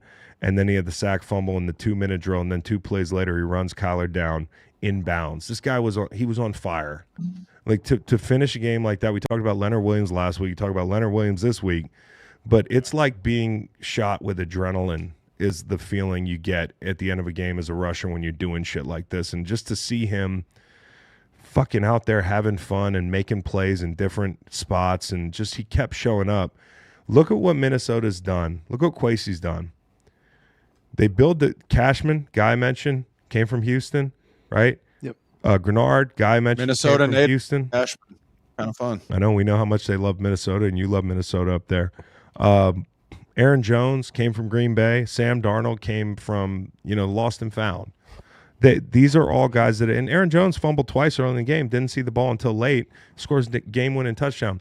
They got something a little special in this locker room, and I don't mean it's like they're like juggernauts, but they have a special it factor about them. They have a good vibe going, and everything they did this offseason really turned to gold a little bit. And these guys are making big plays. Good for Daniel Jones. Yeah. Landing there. Yeah. It's cool seeing him on the sideline. Oh, we didn't talk about that, but that's a great point. Yeah, I always feel good about that. Like when a guy, if you're in a situation like Daniel Jones, obviously you're not going out there trying to lose games. You're trying to win, and you're trying hard, and you end up just not being on a bad team. It's cool that when guys get to, like, it just flips overnight. Like you were just on a terrible team, and now you're in a different locker room, a way different atmosphere, and that's cool that he gets to experience that in a season. Can I call you Dr. Fox now? Seriously. Hi, it's a good look for you. Shout out to the Cherry Festival. Yeah, Montana. Yep. Yeah, this dude, like, when he comes to visit me in Montana, he's like going thrifting the whole time. So, you mentioned Sam Darnold. You find him in the lost and found. Shout out to him. So they were down 19-6. They go 3 scoring drives. He was 12 of 17, 151 yards, 2 touchdowns. All 3 of those drives scored. 4th down conversion was 12 yards to Justin Jefferson and a 12-yard scramble. And before that, Sam Darnold was 0-23 when down 13 points. And now he is 1-23 when down 13. It also goes to show, Matt, find me a quarterback younger than him that's been down 13 points more. That's a lot of fucking being down 13 points, which just goes to show you how fucked up situations are when you're in situations like that. And, like, again, if there's one thing you at home and you feel like, hey, you're coming to this show to learn some ball, and I'm not saying we know everything, but the one thing I want to impart, if this show stopped tomorrow, is that you cannot boil players down. You cannot, you're knocking on wood, you cannot boil players down to where it's like, I know who that player is. Like, I've written the obituary on this player. I know why. I know he's not good. It's like the Zach Bond thing. It's like the Sam Darnold thing. It's like they're just Bryce Young. We're going to talk about him in a second. Okay? I'm not saying he's arrived, but boy, does he look different than he did in another circumstance. So circumstance matters, context matters, and I'm really excited for Sam Darnold, and I'm excited for KOC because I think he's one of the best coaches in the NFL. I really do. Guy I have a lot of respect for. And B-Flow doing a great job. Predictably, gas pedal to the floor against Kyler Murray. Just blitzing. You think B-Flow will be a head coach next year, Chris? I don't know about next year, but I hope he does soon. I hope at some point he gets another shot at it. Because his first stop wasn't a disaster. It wasn't. Was he mean to some people? Maybe. But, like, imagine how much guys. A defensive coach should be mean to some of his players. I know, tough on him. I know, but I don't want to get into that whole thing. This game, I think we also need to give a shout out to Trey McBride. He's got one less receiving touchdown than Josh Allen on the season. Yeah, but he has touched every single part of the field with the ball. He's an amazing player. Yeah. He really is, and it's another reason you can't stat watch. Right. You're looking at this guy; he doesn't score any touchdowns, bro. That guy's a nightmare out there. Yeah, it's just they haven't been able to get him damn ball. 12 catches on 12 targets. Yeah, just. Every single pass he's catching it. He's a great player, man. Great player. He really is. A lot of fun. Okay. Now to a game that was not fun. Chargers Falcons. We'll do our MRP at the end of this breakdown. Oh, MRP. We'll save the MRP for the end of the breakdown. Yeah. Okay. Chargers Falcons. Now, I think it's time that we had a conversation about the velocity or lack thereof on Kirk Cousins' throws. I think Atlanta fans are probably ball speed. You know what's also out? Oh my god! You know what's also hilarious to me? Oh, the balls outside the numbers that he throws, they look like bags of money. For cornerback. Get the social teams on that for that pick six for that rookie. Yeah. Dude, honestly, it looked like still had 2 picks. He threw 4 of them. Like I went last night 11:30. I'm sitting in there. I'm like, why are you working? Go to bed. What? You don't have to watch anything else. I started turning on 2018 Kirk Cousins. because I wanted to see what the ball looked like coming off his hands. You know, I know it looked different, but the torque that he was able to generate off that right foot, because he kind of opens the bucket, and that right foot is kind of where he would generate some of the torque. Now he's just kind of hanging that thing back behind him. He's not really snapping those throws off. And, you know, I know it's easy for people to see that he doesn't look the same, but go back and watch Kirk in 2018, 2017, 2019. There was a lot more velocity on that ball. And I don't know if next-gen stats could, you know, mile per hour, it'd be like speed trapping in a school zone. I don't know. You can't live off 20 mile per hour in cuts. That's all we got right now if you're the Falcons. And, you know, like, I feel for the guy. He's been a great quarterback in the league. Like, what he's accomplished has been incredible, and I'm not saying he's dead.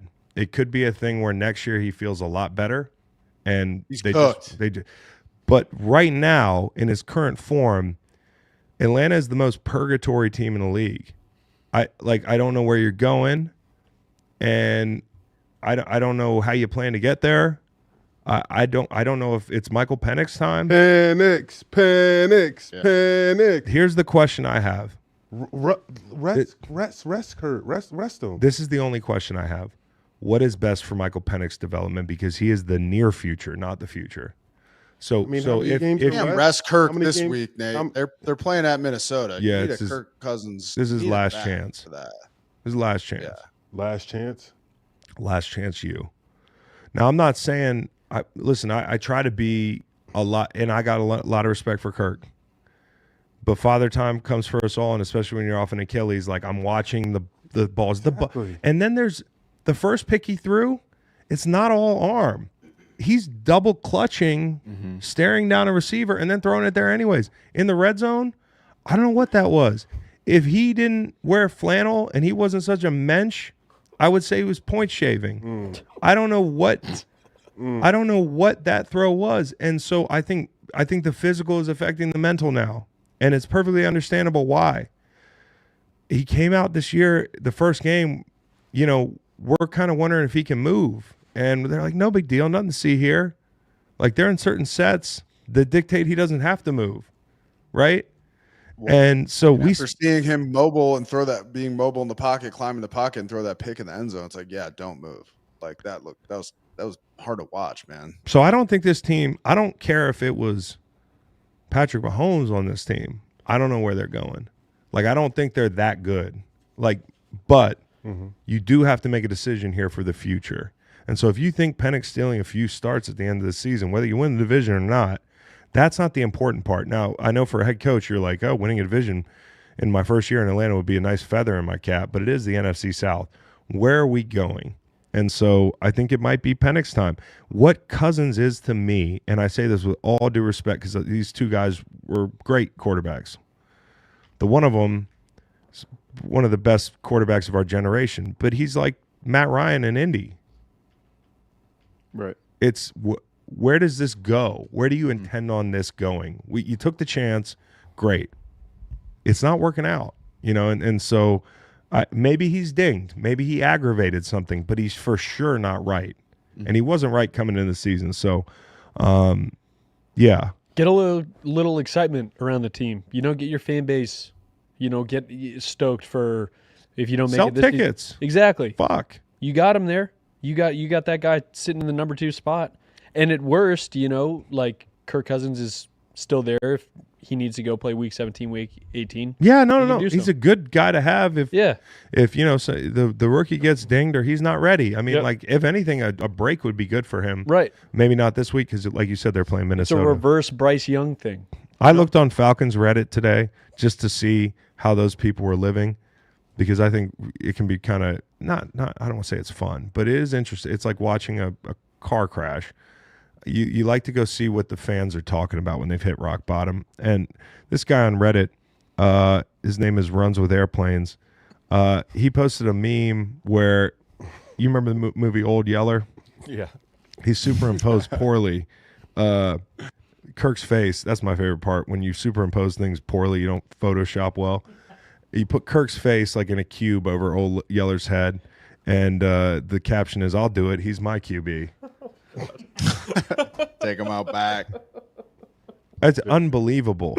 Damn. Just like and how quickly it happened with Atlanta. I can remember last year when Atlanta, like, there were certain fans in that fan base that were like still fighting for Desmond Ridder, like deep into the season, and now they're like they're just like the torches are out for Kirk. You know how bad it has to be for the torches to come out quicker for Kirk than they did for Desmond Ridder? Bad. It's bad, bro. So I just want to say Chargers are atop the wild card standings in the AFC, right? As a result of Baltimore's loss yesterday. Yeah. So how do you feel about the Chargers? I don't know how to feel about them though, Chris. I know how to Me, feel they about strike them. as a team. I feel like they're going to lose in the first round of the AFC wild card to Houston. I think it just all depends on the matchup. I don't think they look great. I think I'll give it to them. It was a short week. They played one of the most physical offenses in the league last week. They had to travel east. They had injuries. So I'll say this: the Chargers deserve credit for, and they're ahead of schedule. Like, for the Chargers to be here right now, like, predictably ahead of schedule with Harbaugh. That's what he did in San Francisco. Yep. But the thing is, the receivers, you can't try. It was McConkey. He leaves the game 33 yards, 8 receptions for everybody else. And with Dobbins down, who Dobbins is a good back, right? He's a good back. I don't put him in the class with the best guys in the league. So even when he was going for 8 a pop early in the season, you were like, hey, this isn't going to last forever.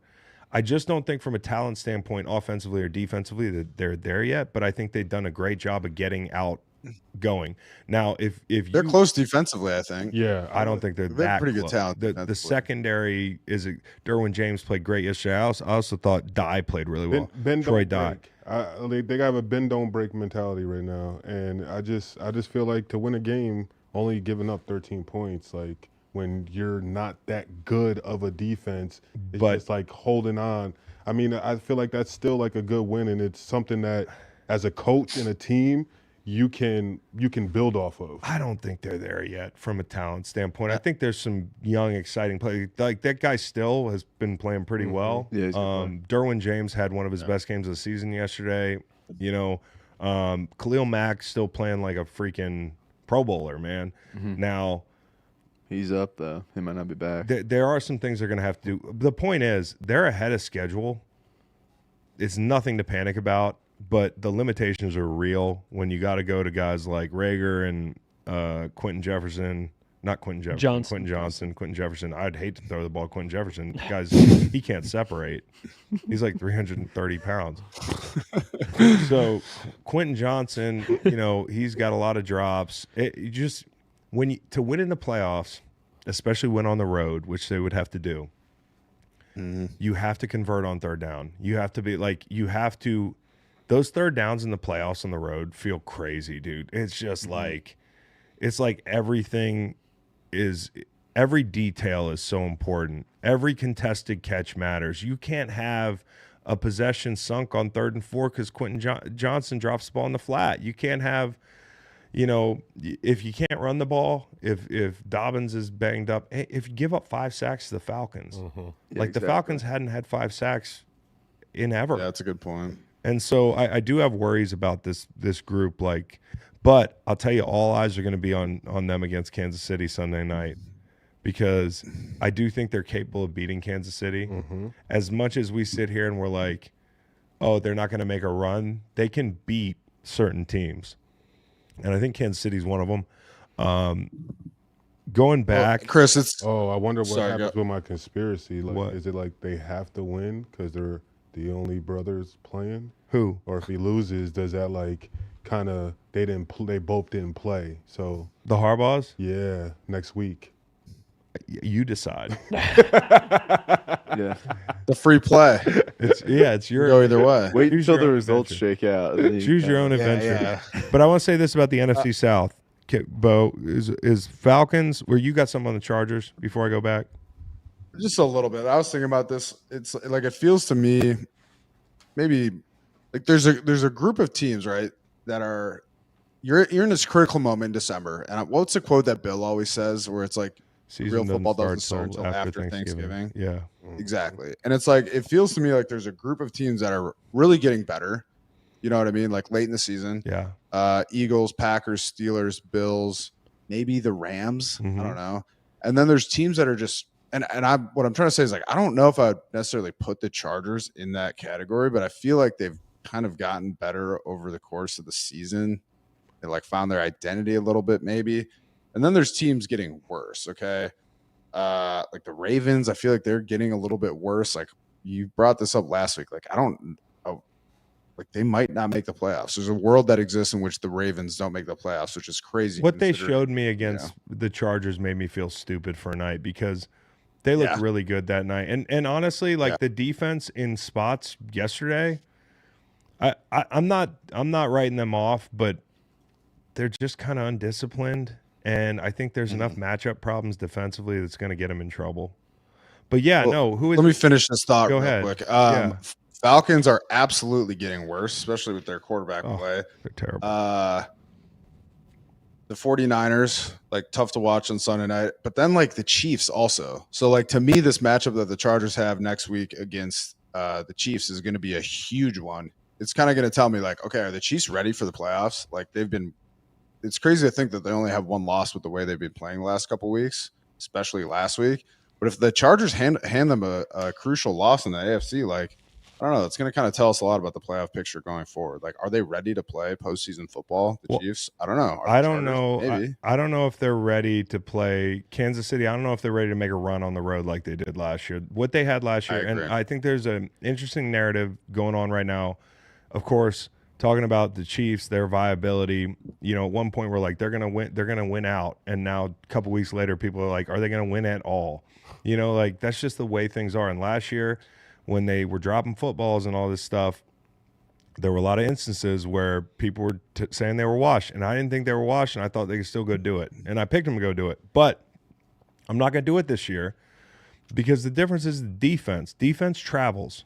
Okay, so you absolutely need home field advantage if you want a shadow of a chance to run the table and go do this thing, because your defense, honestly, you've got to generate pressure and you have to create situations where, because of the crowd noise, because of the atmosphere, because of the vibes on the field, you can steal plays defensively. They're not a team that's going to go out there in an empty stadium, all things being equal, and look good defensively right now. Like we saw it against Carolina. We saw it last week against the damn Raiders. And the Raiders last year beat them, right? But I thought this was even more troubling because last year they had all those mishaps in the first half that were totally avoidable. And the Raiders had this element of surprise where they were like, okay, we're going to try to treat you like we're going to bring Antonio Pierce's like kind of mindset to the ball game. Kansas City knew it was coming. They remember last year around this time, and they still almost lost that game because they were giving up verticals. They were giving up explosives. Like that's not who they are. That's not usually who they are. And I think offensively they'll be fine, but they're going to have to outscore people, which is a kind of a different deal in this chapter of the Kansas City Chiefs. And I just don't know if the defense is good enough. So, like, for people writing them off, I'm not saying they're right in writing them off, but it is different than last year, in my opinion. And so this Sunday is going to tell you a lot, because if they lose this game, I have a feeling that they're going to be going on the road in the playoffs at some point. Mm-hmm. And that is everything for this team right now. If they can play at Arrowhead throughout, then they have a fighter's chance. But I have a hard time imagining they can go on the road and do this thing. We're talking about the Falcons. By the way, the end of that game, the Raiders game, as I understand it, and I wasn't aware of this, but it has to do with an illegal formation being a dead ball foul or not being a dead ball foul based on if the clock was running before the snap. Yep. So good luck explaining that to a live broadcast on Black Friday where everybody's gambling a fuck ton of money. Like the people that had Raiders money line had to be sick, which was a fair bet to make. Like it was 13 points. You're like, I guess why not? I thought the Chiefs would roll. They end up in that situation. At the end of the game there, the center said it. The quarterback said it the loudest. He was like, that's on me. Like what happened there is he's hurrying the snap up and guys aren't set, so he's not even looking at the snap. And he made the mistake. And so a lot of people can say, hey, the Chiefs were given that situation by the refs. I think it was just a complicated situation that we didn't understand in the moment. And there were also 2 refs. There's one ref calling false start. I think there's another one who ultimately overruled the other ref, if I'm understanding this correctly, who's calling illegal formation, right? Mm-hmm. And so that is the call on the field. And in that situation, in some weird wrinkle, it's a live ball.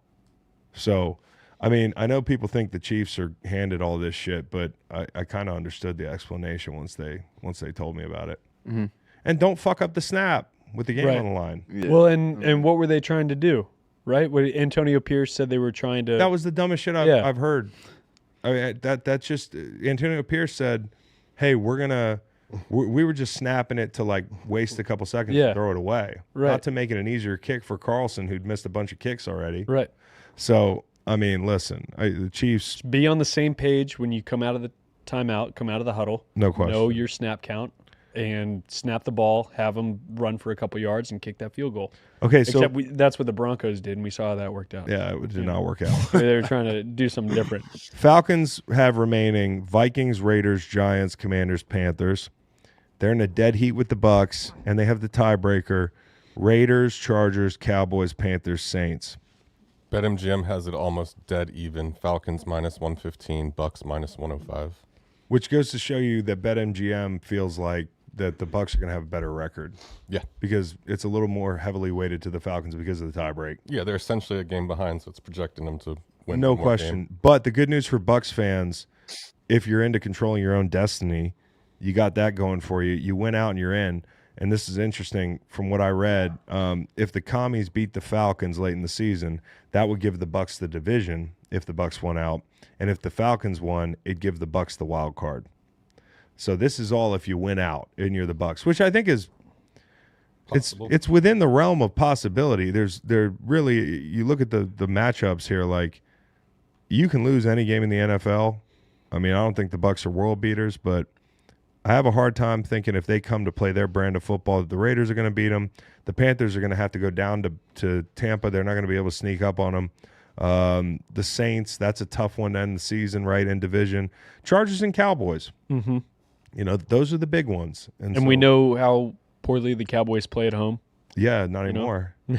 Pretty good you to make that bet. I'm glad I talked you out of that. Saved you like $5. You should give him a cut. Yeah, I'll take like $1.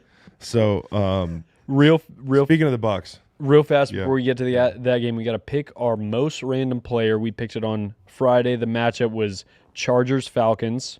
And again, if you enter this every Friday, we do on the preview show, we pick a most random game of the week. The winner gets some Greenlight merch. We've got a couple people, a couple entries. Moses Moreno, King Dunlap, shout out to Raw Room. Oh, King Dunlap. I like that. Danny Woodhead. Jaquiz Rogers. Algie Crumpler, Stanford Steve's favorite. Quentin Jammer. How about Nick Hardwick? I climbed Kilimanjaro with him and Luis Castillo. A very early Greenlight friend of the podcast. Yeah, no question. Manti. Harry Douglas, Manti Te'o. Lorenzo Neal out here. Marion Butts. Algie Crumpler. Peerless Price. Oh, you knew it. Ryan Yeager, you knew it. Brandon Manu Maliuna. He was, and you listen to this podcast, obviously you're paying attention, Ryan, so I want to help you out here. Congratulations. He was the biggest blocking tight end ever. He was like a 300-pound, like just huge dude. And he was like a tackle, and you had to line up in a 6 technique and get that work from him. So I shout out to Brandon Manu Maliuna. She struck fear into my heart, my young heart. I don't know about fear, but I took that shit seriously. I was like, damn. Okay. Damn, son. So Bucs get a win. Yep. I'll just say this, Beau. Your Bucs, your buddy Anthony Nelson, right? That's his name. Huge play from Nelly in overtime. That fumble. When you look back at the season and you win a division, and you look back and you say, hey, it's a 30% playoff probability swing. From 59% to 29%, this guy makes a play in overtime when the Panthers are probably lining up to kick soon at some point because you already had your shot at it. Just an unbelievable play. And STL Memorial was what? The peanut. That was huge. Yeah. It was huge.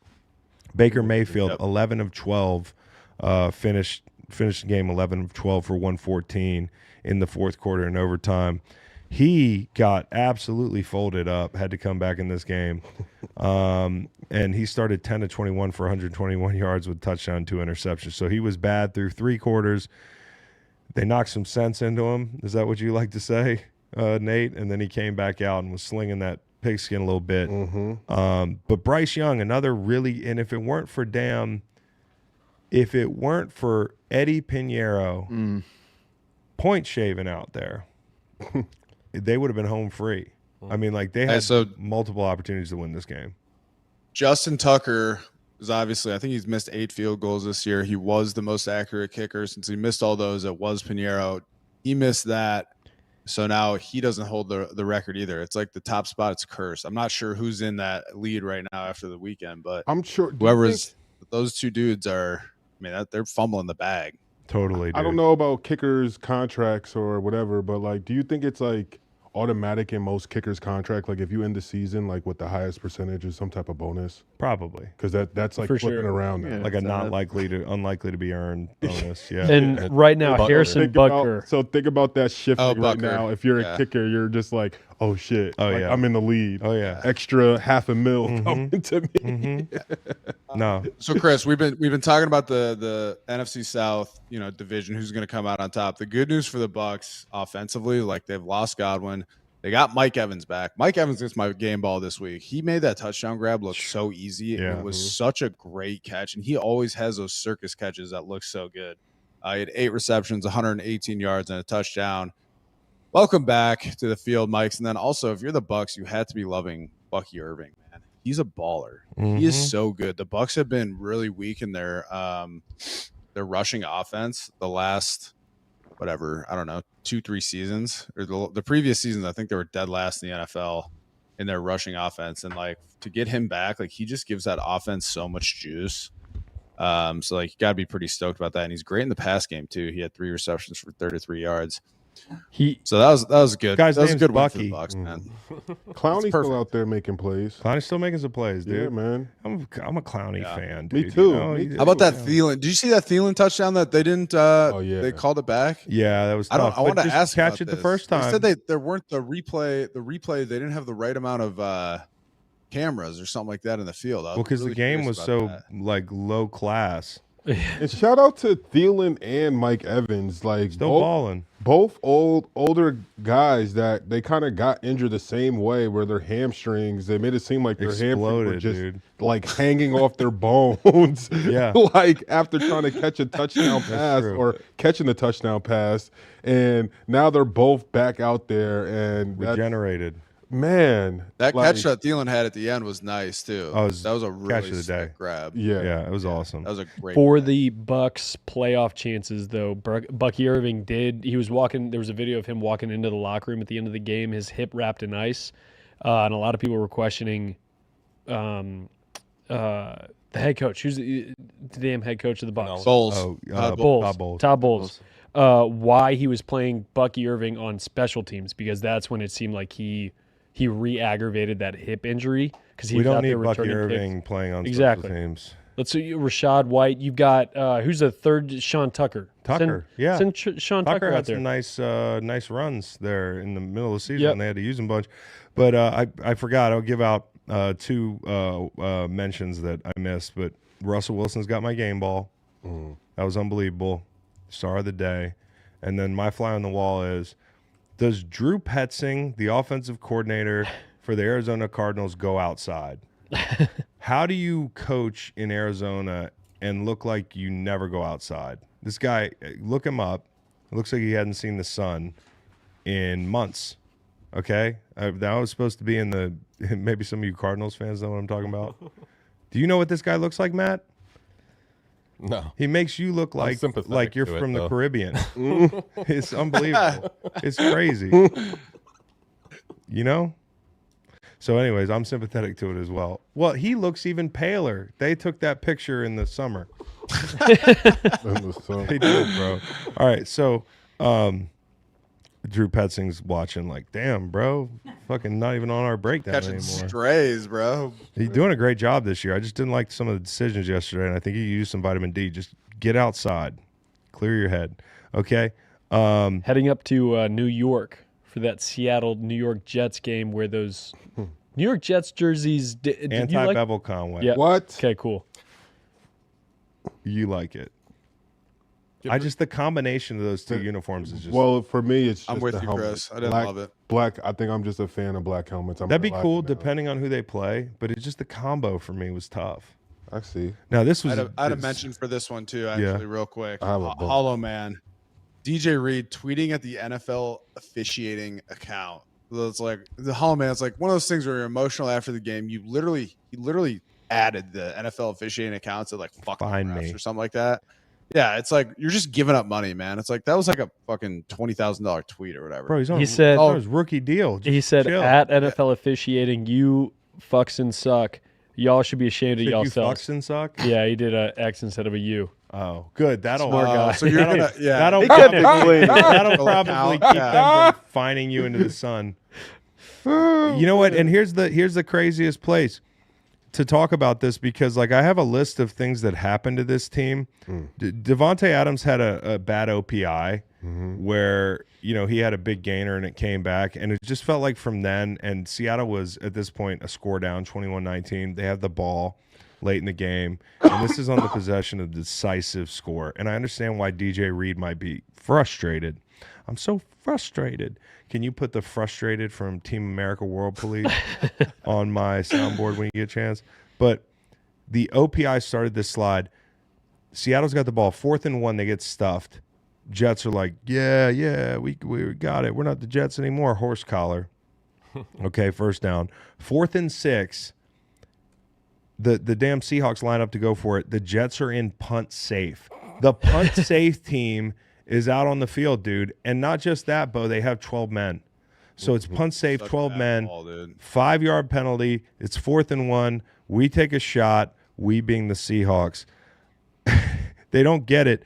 PI on Metcalf. Then the Geno double clutch that Sherwood picks up, and the Jets think they've won the game, basically. Come on back. Come on back. It was the right call. Geno fumbled the football. And then they go down 26-21. It stays that way. There were so many bad flags against this team, but I got to say, right down to that 12 men on the field with punt save out there. Listen, I'm a big fan of Ulbrich, man, and I've been wishing for him to get a damn head coaching job at some point, but they fucked this guy. Like, this is an absolute fuck job. To make this guy coach this team and put his name on this stuff. And honestly, like, the defense got worse. The offense just stayed the same. They fired Robert Saleh. He was supposed to be the problem. They fired Joe Douglas. Those guys they were enjoying their Thanksgivings. And instead, this is the football your team plays. When It's a poorly when you have gangrene, what do you have to do You got to cut it off. before it spreads? Yeah. They let it spread. They let it spread. They They should have cut the gangrene off. Gangrene wasn't what they thought it was. Something different. They basically treated gangrene by cutting off every other part of the body. Yeah, exactly. And then they just have a gangrene foot. You know what I mean? They're just a gangrene. Dumpster fire. But the point is, man, like, it's just they're going to make a documentary about this team. Absolutely. Because the hopes on this team were so high. Obviously, it didn't work out. That sequence alone was just brutal. And honestly, for the quarterback, for Aaron Rodgers, who still makes some nice throws, who looked mobile yesterday, who maybe is thinking about starting to audition for other teams. Mm-hmm. But when you're up 21-7, you got a chance to go up 28-7 after all the mistakes the Seahawks made. Garrett Wilson's open in the end zone. He misses him. And the very next play, he throws a pick six to Leonard Williams. Anti-bevel. And that right there is the ball game. Yep. It's sequences like that. And, it's Devontae Adams, 12 targets, 5 receptions. He was close on a 4th and 2. He had a brutal OPI. It's just like the 7th circle of hell for this guy. We said it before they made the trade. Devontae, if you have any agency in this whole process, please, bro, don't fuck your life up. Huh. And now look. And you know what he might say, and I guarantee it because he seems like a great guy and a hard worker and a team guy, that he's like, hey, I don't regret coming here. You take chances, the whole thing. But there were some other places you could have been, my man. And now it's like it's just you're at the mercy of whoever's the quarterback next year. Did you hear what Aaron Rodgers said about that missed pass to Wilson? What did he say? It was Wilson's fault. The wind was blowing inconsistently. Get out of here, bro. No. I triple checked it. It's true. He said he still has to make the throw, but he did say the wind was blowing inconsistently. Yo, I swear to God. He is the worst, bro. Like, he's the worst. He's the worst. It's so hard for him to be. Can I read a list of my excuses for my career? Man. I got 50. Man. All right, listen. That dude. So unlikable, dude. He is so unlikable. That's how do you rally behind a quarterback like that if you're on that team? It's the biggest impediment to somebody signing him next year because I still think he can throw the football. Mm-hmm. But you're saying with with the that, squeeze, like, brother. Dude, and I hate to say this because, like I said, I'm an appreciator of ball.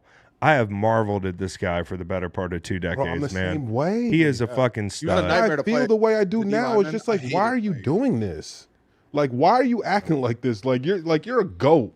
Like, don't be the guy that everyone knows is a GOAT, but they have character It just sucks. flaws. It sucks to see somebody objectively go out like this if this is going out because, like, you are one of the GOATs. And so, like, yeah. And maybe the wind was blown inconsistently. I'm not going to spend all day fucking parsing through his post-game press conferences. I'm just saying this team it's sad, bro. It's super sad. They're super sad, Holmes. And sad. I'm sad, Holmes. It's just sad. But the whole thing is, on the other end of things, we're talking about Seattle. My NFC West champs, they're in the lead in the division with a chance to go up 2 games on Arizona next week if they beat them, bro. And they have done it in such a fucking an imperfect fashion. They like every game, and they say Seattle never plays a normal football game, right down to yesterday. The mistakes on special teams, needing the pick 6, all that stuff. Geno up and down, the whole thing. But I just want to say this about them. They lost 5 of 6 after that Miami blowout win. In those losses, they gave up 42 points, 29 points, 36 points, 31 points, and 26 points. Over the past 3 weeks, they've given up 17, 6, and 21. And the 21 yesterday included at least 1 short field score. The linebacker play is better. That is definitely a thing, okay? This kid Knight's playing. Ernest Jones comes over. I don't think people realize how bad the linebacker play was. And I also want to shout out this guy, Leonard Williams, again, okay? Got to. 2 sacks yesterday, a block kick, and the longest thick 6 return of all time. They paid him this year. It was a great decision. That's 4.5 sacks, 11 tackles, Against 5 his tackles former for loss. team, too. Exactly. We're talking about a Geno revenge game. It's a Leonard Williams revenge game, and he's done all this over the past 2 weeks. I think he had a sack called back yesterday because of a face mask. He was winning up and down the line, bro. So when you got guys like that going into hero mode, playing some of the best ball of their careers, who are like veteran, he's played a lot of good ball. This might be the best I've seen him play. Yeah. And then you've got the linebackers improving. You got the good cover guys outside, and you got a first-year D coordinator. That we see it with Vic Fangio, okay? And I'm not equating him and Mike, but I think it's like impressive to see how this group has kind of improved through the year. You know, like and yeah, it's the NFC West and it's a shit show, but somebody's got to win it, and they seem way more interested in winning the NFC West than either Tampa or the Falcons seem interested in winning the NFC South. The NFC South, we said this yesterday, is like SARS or something. People's just avoiding the NFC South title. Like, who wants it? Not me. This team is actually acting like they want to win the West right now, and I love to see it. I mean, they have a huge game at home against the Cardinals. It's a tough road stretch for the Cardinals. Minnesota, it's kind of a tough place to play. Totally. They obviously lost that one, and then they're going out to Seattle. A very tough place to play. Like, should be. I think Seattle's kind of. I think they have Seattle at home. There. They got Seattle Oh, at home. you're right. Yeah, they played. You think Seattle's playing good ball right now. Do you think it's fair? Sometimes. That's the key. It's like sometimes. Sometimes. The offensive line, you know, Charbonnet and Kenneth Walker deserve some sort of award. Maybe an STL memorial, but yeah, count it. They get an STL memorial. because they're running behind a line where they're getting hit all the time, like immediately. And your starting center just retires during the season. Totally, man. Totally. And so you missed your tackle, Lucas, for a long time. You know, they were shuffling the right guard position. They could be a lot better there. This is one of the teams that's like, when you look at, it's kind of confounding to me that they're not better in a way. Like, they got great cover guys outside. They've got a guy up front who's playing really good ball, a couple good edge rushers. They have 2 backs that I like. They have receivers. They have a veteran quarterback. There's just certain holes in their game, offensive line being one of them, where they struggle. They don't have a tight end. And Geno's up and down. At some point, that's it. At some point, he's not going to be the guy there. He deserves a lot of credit for what he's been able to do thus far. But if this team's going to go to the next level, I don't know if it's going to be in the next 3 years is going to be Geno. So love to see him lead them on a run, because you never know when it's not going to be Geno anymore there. Seahawks plus 150 to win the West. Cardinals plus 170. Rams still with a shot at plus 300. And to talk about, you want to just get right into the flyovers real quick? Real fast. We're gonna hear a tape video. Oh yeah. A fun little word from Airbnb.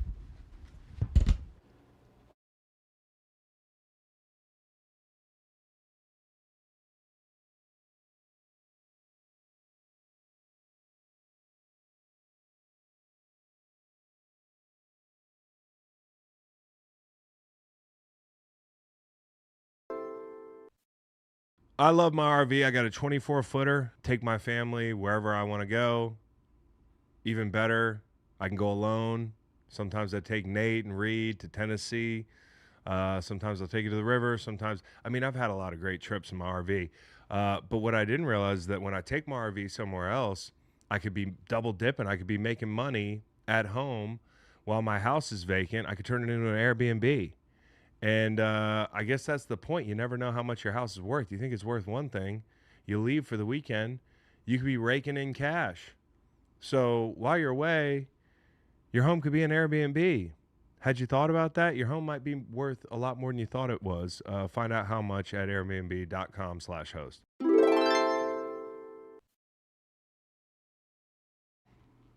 And shooting to our first flyover game, Indianapolis at New England. Can y'all hear me? Yes. Through the I headphones? got you, brother. Okay, I must turn my shit down somehow. Okay, I got you guys. Okay. I have I got a mention for this game real quick. I thought it looked awful. I like the throwback uniform sometimes from the Patriots, but it's too much. I didn't like it. No, ain't that level for me for this one. Yeah, wow. Didn't like it. Hollow man for you. Right. I haven't mentioned also. Pat Patriot? I like Pat Patriot, but something about the matchup with the Colts, like just red and blue? Yeah.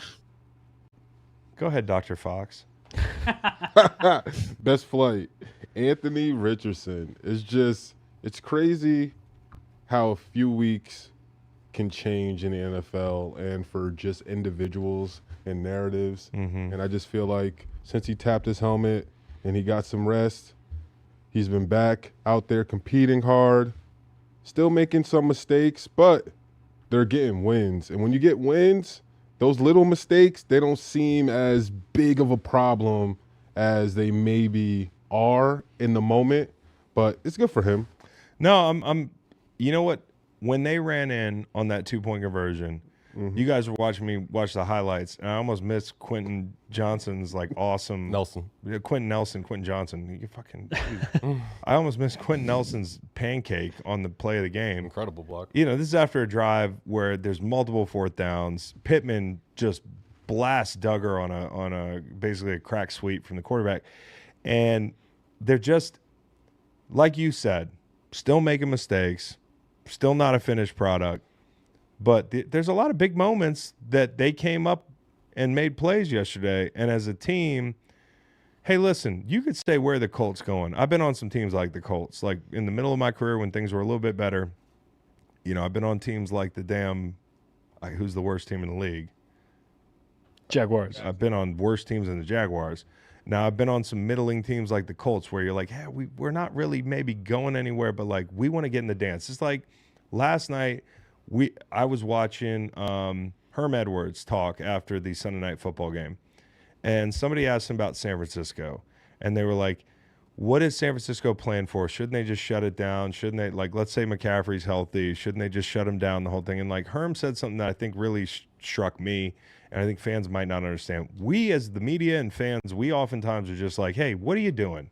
Just start over. Stop trying, whatever. This team's in the wild card race.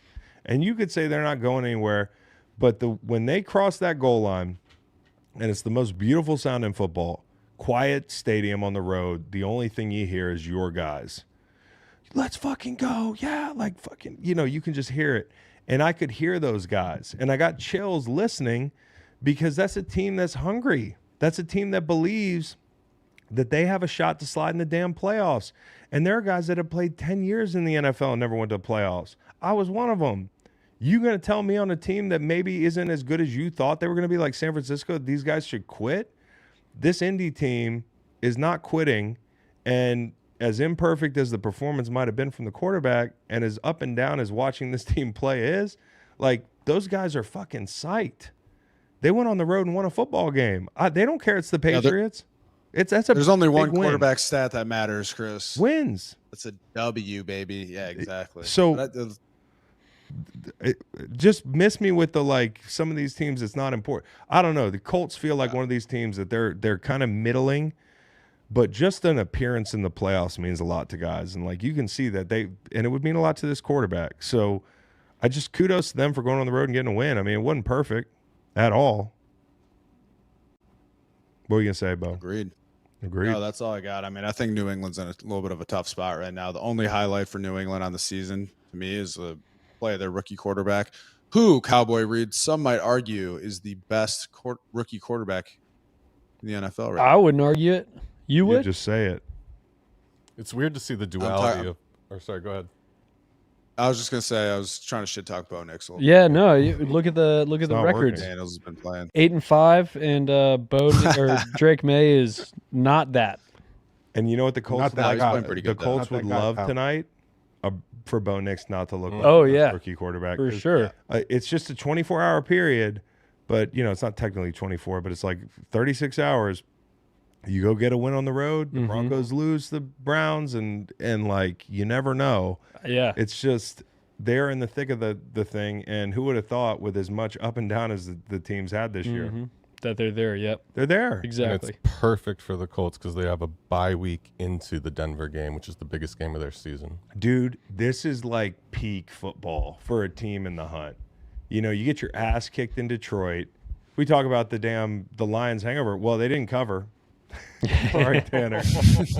Worst seat, Tanner. When you root for a team like the whole game, so like say you're on the Colts and you're laying 2.5, and you're Tanner, and you're watching the side TV the whole fucking game. There's other games on, but you're now a Colts fan for 60 minutes. Yeah. They line up for a 2-point conversion. You're like, you might as well not get it. Yeah. Like I hate you guys. Yeah. And it was the same thing. The way I used the Panthers up yesterday and stopped watching them after they covered, I was like, who cares? It was kind of heartless. Colts not covering cost me a parlay. I was in the same spot. That decision was tough. I like that decision. But it was a great decision for the football team. And the point is, though, you get your ass kicked by Detroit, you lick your wounds, you go to New England, you get up for this game, you finish it that way, you get a week off to really, like, let's talk about the last 13 games. Like, and who knows, coming out of that bye, they get Denver, Tennessee, New York, Jacksonville. This team right now is what's their record? They are 6-7. Okay, they've got a shot to go on a little run here, but it starts with Detroit off the bye or Denver, and it would really help if they lost tonight. So Colts fans, Houston hasn't clinched the division either. There's a little bit of wiggle room there. Like if Houston were to go 1-4 or 1-3 for the remaining games. Let's jump to Houston, okay? And let's pull up their let's pull up their you're gonna make Tanner do fucking 15 flyovers. Their schedule's kind of tough. That's what I'm saying, dude. Like, it's just anything can happen for this team. So They get Miami. Houston's got Miami, Kansas City, Baltimore, and Tennessee. That looks a lot different than Indy's end of season schedule. And so, for a team like the Texans, who no win is easy, including yesterday, late in that game, Mac Jones led them back to within a score, and it got a little hairy. Mm-hmm. It really did. And it felt like the whole game ended and started over again after the Alshire hit. Yeah. Which is probably what we should lead talking about. Just a bad hit, man. And I'm always the one that gives the benefit of the doubt. When the hit first happened and they were skewering him, I was like, I need to see it again. And then I saw it again, and I was like, listen, yes, some guys play at a faster speed. Some guys uncoil and snap, and they can't stop themselves in the whole thing. And yes, Lawrence is going and it's a big athletic son of a bitch. He's at the sticks. He's chopping, and then he's sliding. But Alshire is an elite athlete and an elite hitter. Like, when you hit that hard and that well, you're also intentional. Like, you know what you're doing. And I'm not saying that Alshire's lying after the game when he says, like, I'm sorry about what happened. Like, we can read his whole statement. Maybe you can put his statement up, which I thought was classy, as you could be after something like that, where he said, like, hey, I came up to Trevor before the game, told him how excited I was that he was back out here, the whole thing. But then the action doesn't match the words. And I think in situations like that, sometimes guys and I've been there where I've done things I regret on the football field. You're not thinking like you're thinking sitting here. And so I'm not going to crucify the guy and say he shouldn't play football again. But the league's probably going to look at that for disciplinary action. And he certainly deserved an ejection. And, I'm all about, like, physical play, and I'm all about going to the whistle and the whole thing. And I'll take the other side of some hits that sometimes guys get killed for. Like when that guy hit Devontae Smith in the Philly game, I still might get killed over it, but I've tried to make that hit 40 times in my career. Our D-line did. The game has changed. You can't do it anymore. I got it. This hit is like, we just don't need it. And that's an ugly scene. When Lawrence is on the turf and his arm's in the air and he's probably snoring, that's such a violent thing. It's avoidable. And, you at home might say, hey, that's not avoidable. I'm a huge Azeez Al-Shaair fan. I love his story. I love the way he plays. I don't care that he punched Roschon Johnson. You're not going to – I saw a cut-up of things he's done before. He hadn't done anything like this, okay? Somebody's like, well, he's a dirtbag. He punched a guy on the sideline. I don't give a fuck. I like having that guy on my team. I like guys that finish plays on the sideline. I like hitters. I like dogs. But this was just a little far.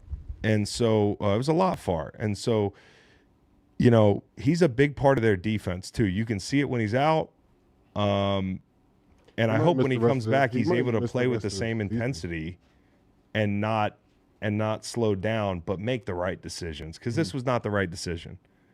And so at least he showed a lot of remorse. I don't think he's a bad guy. I don't think he was trying to hurt anybody, but he was trying to finish the fucking guy. And, because I texted guys that used to hit like this. I texted a couple of my buddies that were hard hitters. I said, what'd you think of the hit? They thought it was bullshit.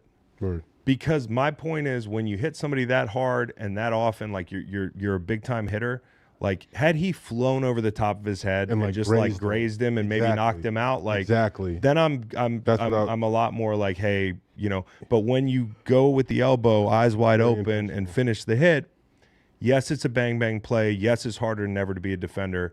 No, I'm not going to fucking make this guy. There are guys in the NFL who beat women, who have done terrible things, and we cheer for him every Sunday. Azeez Al-Shaair has an amazing story, dude. Grew up homeless, plays his fucking ass off.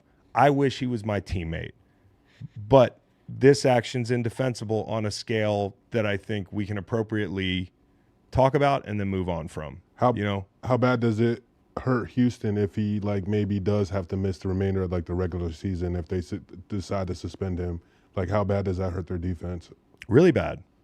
He's a great football player. Mm-hmm. I remember when they signed him, I was like, bro, the speed that this guy plays with, now people see it because he's not in Tennessee. That's a fast defense. He puts them in hyperspeed. Yeah. And you also have to realize when you're talking about a hit like this that he's playing in hyperspeed. Mm-hmm. So I want to give him the benefit of the doubt in intent, but the result of the play, it's just something we don't need, right? I think most of us would say that. I have a question for you, though. I respect. Well, I was gonna say I just respect the fact that he made that apology, and then he even kind of recognized that, like, I totally get, the Jaguars Fighting me. kind of coming after me, fighting me. Like, I get that. I respected that because, like, not many people wouldn't point that out in their apology, that they tweet out. But yeah, I mean, it's poor teammate. I don't have a hot take on this, Chris. Like, I think there is no hot take. Who was his teammate? I don't know. Number Yeah, 51. like, I don't think it was Will Anderson. He was helping walk him off the field when he got kicked out, and he got smashed with a drink in the head side of the helmet.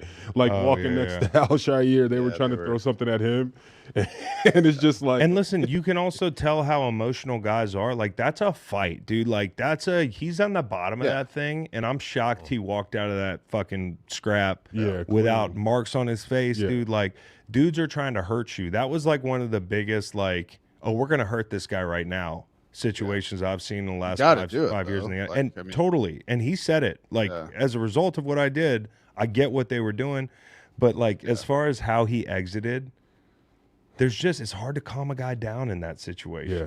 I've been ejected. It's fucking hard, dude. And I've never been ejected where I was at the bottom of a pile getting beat on. And then also feeling the weight of, like, oh my God, everybody in the world hates me right now. Like, that's a crazy feeling, dude. It is.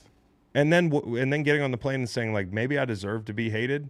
Like, I understand what happened, but I'm also very sorry it happened, and it wasn't my best judgment.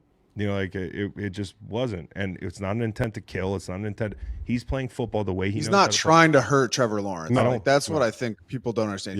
He obviously did not want that. All right. He's just trying to play football the only way he knows how, which is hard as hell. Should he have pulled up on that hit? Absolutely. Would he probably do things differently given the opportunity? Yes, but it also, that shit does happen fast as hell. And it also get well soon, Trevor. Yeah, I hope he's fine, dude. Yeah. Like, but that just sucks. And here's the other thing: a lot of other guys make that hit, and it's a penalty. They get shoved a few times, but they haven't killed the quarterback because they're just not able to generate that much force. Yeah, and that's what makes it worse. The thump. The really thump on a hit like that, bro. It just looked bad. It looked really. He's got a hard brace on his arm. I was wondering, for you guys that have played, like, do NFL players use the hard braces as weapons? It's not necessarily used as a weapon. It's just like, I mean, if that's his norm, you got to go look back and see if that's his normal, like, launch, and, like, if he's tackling, like, without that brace, is he always throwing that forearm? He probably is always. That's the thing. Is like when you come in there reckless to try to hit somebody. I used to go like shoulder, forearm, and just like head down, not two down, but like just try to cause a big collision. And like I wasn't fucking like snappy enough to hurt people. Like, I was big, and I'm sure if I hit you hard, you'd be like, fuck. I talked to a couple guys that were like, damn.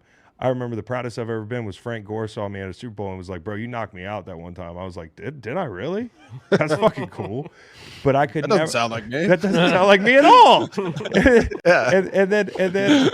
And then like, but then there's guys that like, they can hurt people. Like Aziz Al-Shire is a guy who can generate the kind of force that can he can fucking hurt somebody. So I feel for the guy as much as you can in this situation, because I think he's not a bad guy and a great football player. And to lump in the Roshan Johnson punch with this, like, come on.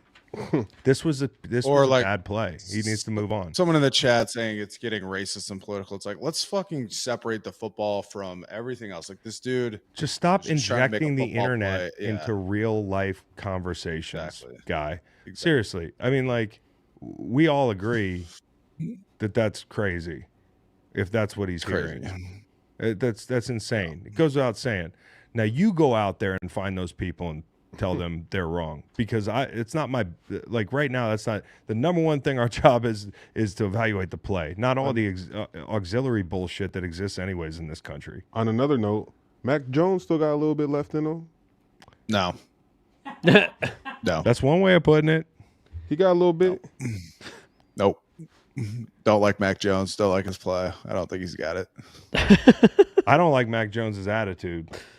I'm not quite in the Rob Ninkovich club, but I'm loosely in that club. Ever since he kicked those D linemen in the dick, he just is. So the word is petulant.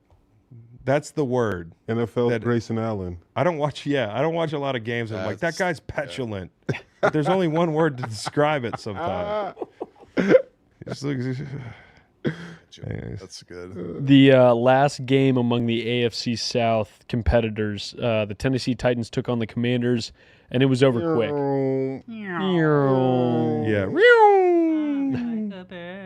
I gotta say, I didn't see a single second of this game. Tell me what happened. I know what happened. And you did not miss anything. Commanders up 28-0 after 20 minutes, and then I don't know, Westbrook-Akini gets a couple lucky catches, but Levis looks terrible pretty much the whole game. Terrible?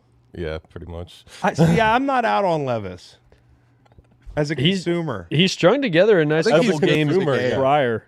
I can't tell how much of me is the consumer here or the football guy, but like at times he'll look decent. He did hit Ridley on the hands like a few times. Ridley had a few So it bad goes. drops. It goes for you with this love for white. Don't put words in my mouth.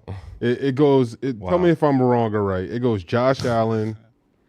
I'm going to let you answer your own question. Josh Allen, Joe Burrow, and then Will Levis.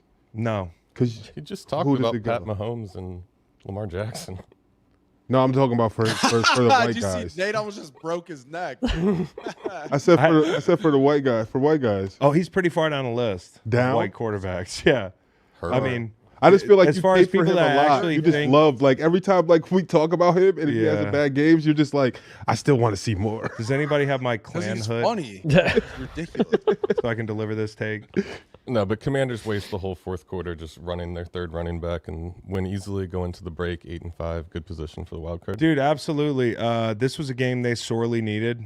Like, sorely needed. It, having not seen any of it, I guess maybe they got some of the offensive issues solved. Like, yeah, Brian Robinson was like a terror in the first half when they were actually running him before they gave him a break. That's a really, really and I can't remember that left tackle, but that left tackle was a beast. The rookie. Coleman? Yeah. Yeah. Commanders were awesome in the run game. What'd you think, Noel? You checked it out. 267 yards. I really think the Commies, when they're at their best offensively, it's the run game. Like, you think of an identity for this team. You think about Cliff and then the spread stuff. You think about Jaden, all the spectacular things he does. Right.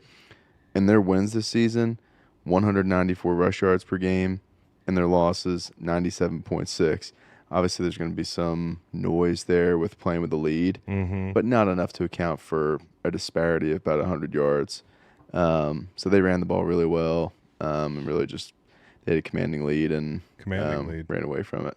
He had a sick slant touchdown throw to Terry. I don't know if it was like a bullet throw, probably a better catch, but it was just like, he caught that and he threw that. Does he look better throwing the foot? Like, for a couple weeks, I felt like he looked 100% this game. Yeah. This game was the first game in a few where I don't know if it's like Winston or he just looks like how he was at the start of the season. Yeah. Where everyone was like, oh, he's that guy. He looked like that yesterday. Eckler's still out. Eckler's out from getting laid out at the end of last IR. McNichols played all right. Eckler's the guy that the Chargers miss. As funny as that sounds to say, because we were all like, all right, man. Like, out of the backfield. Just go. Like that's where people were. But honestly, he would still help his old team. And dang, wasn't he the one he was advocating for running backs? And running backs is kind of the main deal. They're the main deal. Deal. Everyone shit on him for saying that. I think the problem is, again, like we talk about this from time to time, but like the running back thing is, it is a luxury to go out and get that big fish running back. For most teams, it doesn't make sense to pay him. If you were the Raiders, if you were the Titans, like imagine the Titans still had Derrick Henry. Imagine the Raiders still had Josh Jacobs. The Giants get killed over doing the right thing. The right thing was to give this guy a future. Like paying him would have been cruel. You know what I'm saying? Yeah, Giants. Like they can't win with him. They can't win without him. There's certain teams that are not ready to pay a running back. And like I think to your point, this year is a great example of it because the NFL is cyclical and now running games kind of back in, but also the good teams are onto something. Was like, we can go pay a Josh Jacobs. That's going to take us to the next level. We have everything. Let's go get a special back. So I think, unfortunately for Eckler, is he's that tweener where he feels like his whole thing was like, I'm not only a running back, I'm a running back and that thing. All right, I'll just go get a receiver and a running back. So, anyways, last game on the slate, bro. Rams at Saints. All right, this was an absolute hanger game. You know, there's people out there that think the Super Bowl's played in a hanger, and they think the Earth's flat too. The same fucking people. This guy was like, "All right, man." I saw this on Instagram. He was like, "Tell me this: you take off in a helicopter, you hover it at 5,000 feet for 6 hours, you go straight down. Why are you still landing in the same spot? Tell me that if the Earth's spinning."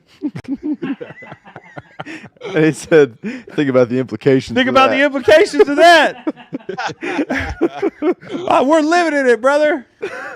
Oh my God. So, anyways, the same people think that a lot of football games are fixed and they play them indoors. And I think this game could have been played in a hangar. Nobody would have known. This was like, if every NFL game was Rams Saints yesterday, then I think the NBA is king. I'll give it to you. I'll fucking watch 82 of them things. I didn't 83 if you win the NBA Cup. Oh, my son's going on about an NBA Cup. I'm like, bro, I'm not an NBA fan anymore. I don't even know what the fuck that is, NBA Cup. Well, if the Bucks lose by more than 37 tomorrow, they're in big trouble. Why don't y'all stop trying to be Europe, bro? This is America. Stop trying to be Europe. You gonna charge me for a bag at the grocery store? I've seen that shit happening lately. Fucking that NBA. happens in Charlottesville, by the way. You might not do your own grocery shopping. No, I do. I do. I do my own grocery shopping, and I'll do you one better. I actually bag for the person. That's nice. Yeah, well, you're an asshole. You can ask anybody at the various grocery stores that I frequent. I bag for them. Yeah, 5 cents a bag is absolutely diabolical. You know what? I might not grocery shop because I got 3 fucking kids in a job, Matt. I don't grocery shop. Get his ass. Get his ass, Chris. Get him. Get him. Get him. These baseless accusations. I went to Whole Foods last week. Matt from the top rope out of nowhere. From the bottom rope. He's from the bottom rope, bro. Infighting. Chaos. Let it rain. I don't grocery shop. We just say whatever we want now. I bag, bro. Oh, man. The chat probably loves it. All right. So the Rams survived. I felt like they got away with that first quarter. Time possession was 14-1. This was like hideous the way they started this game. The only thing that they had really to stabilize was the run game because Matt Stafford, from what I saw in the first half, looked like washed Matt Stafford. He threw for what, Matt, like 20? Terrible first half. Like it was no yard. It was awful. And so, like the rebound in the second half, they're just a gutsy football team. A lot of people would tell you, hey, there's no point. You guys aren't relevant this year. We've said that before about the Rams. We told them to sell. They don't quit, man. Sean McVay, great coach. Matt Stafford, super gutsy. And the run game, it just keeps him in the ball game. And I'll say this. Taysom Hill left on a cart. There's not much else on the New Orleans side I want to talk about. The Taysom Hill leaving on a cart for me is that the end of the chapter in New Orleans? He has one more year on his deal.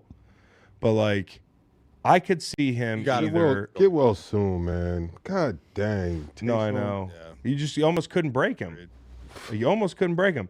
I was shocked to see him on a cart. He's so fucking – he's, like, indestructible. He's tough, man. But to go to Denver at the end of his career with God's team, I think Sean Payton would send something over. The question I have is, like, does a new coach – Let's get Juwan Johnson first. 35-year-old Let's get that tight end Taysom first. Hill. 35-year-old Taysom Hill. I like Juwan Johnson. Yeah, that's what I'm saying. But let me tell you this.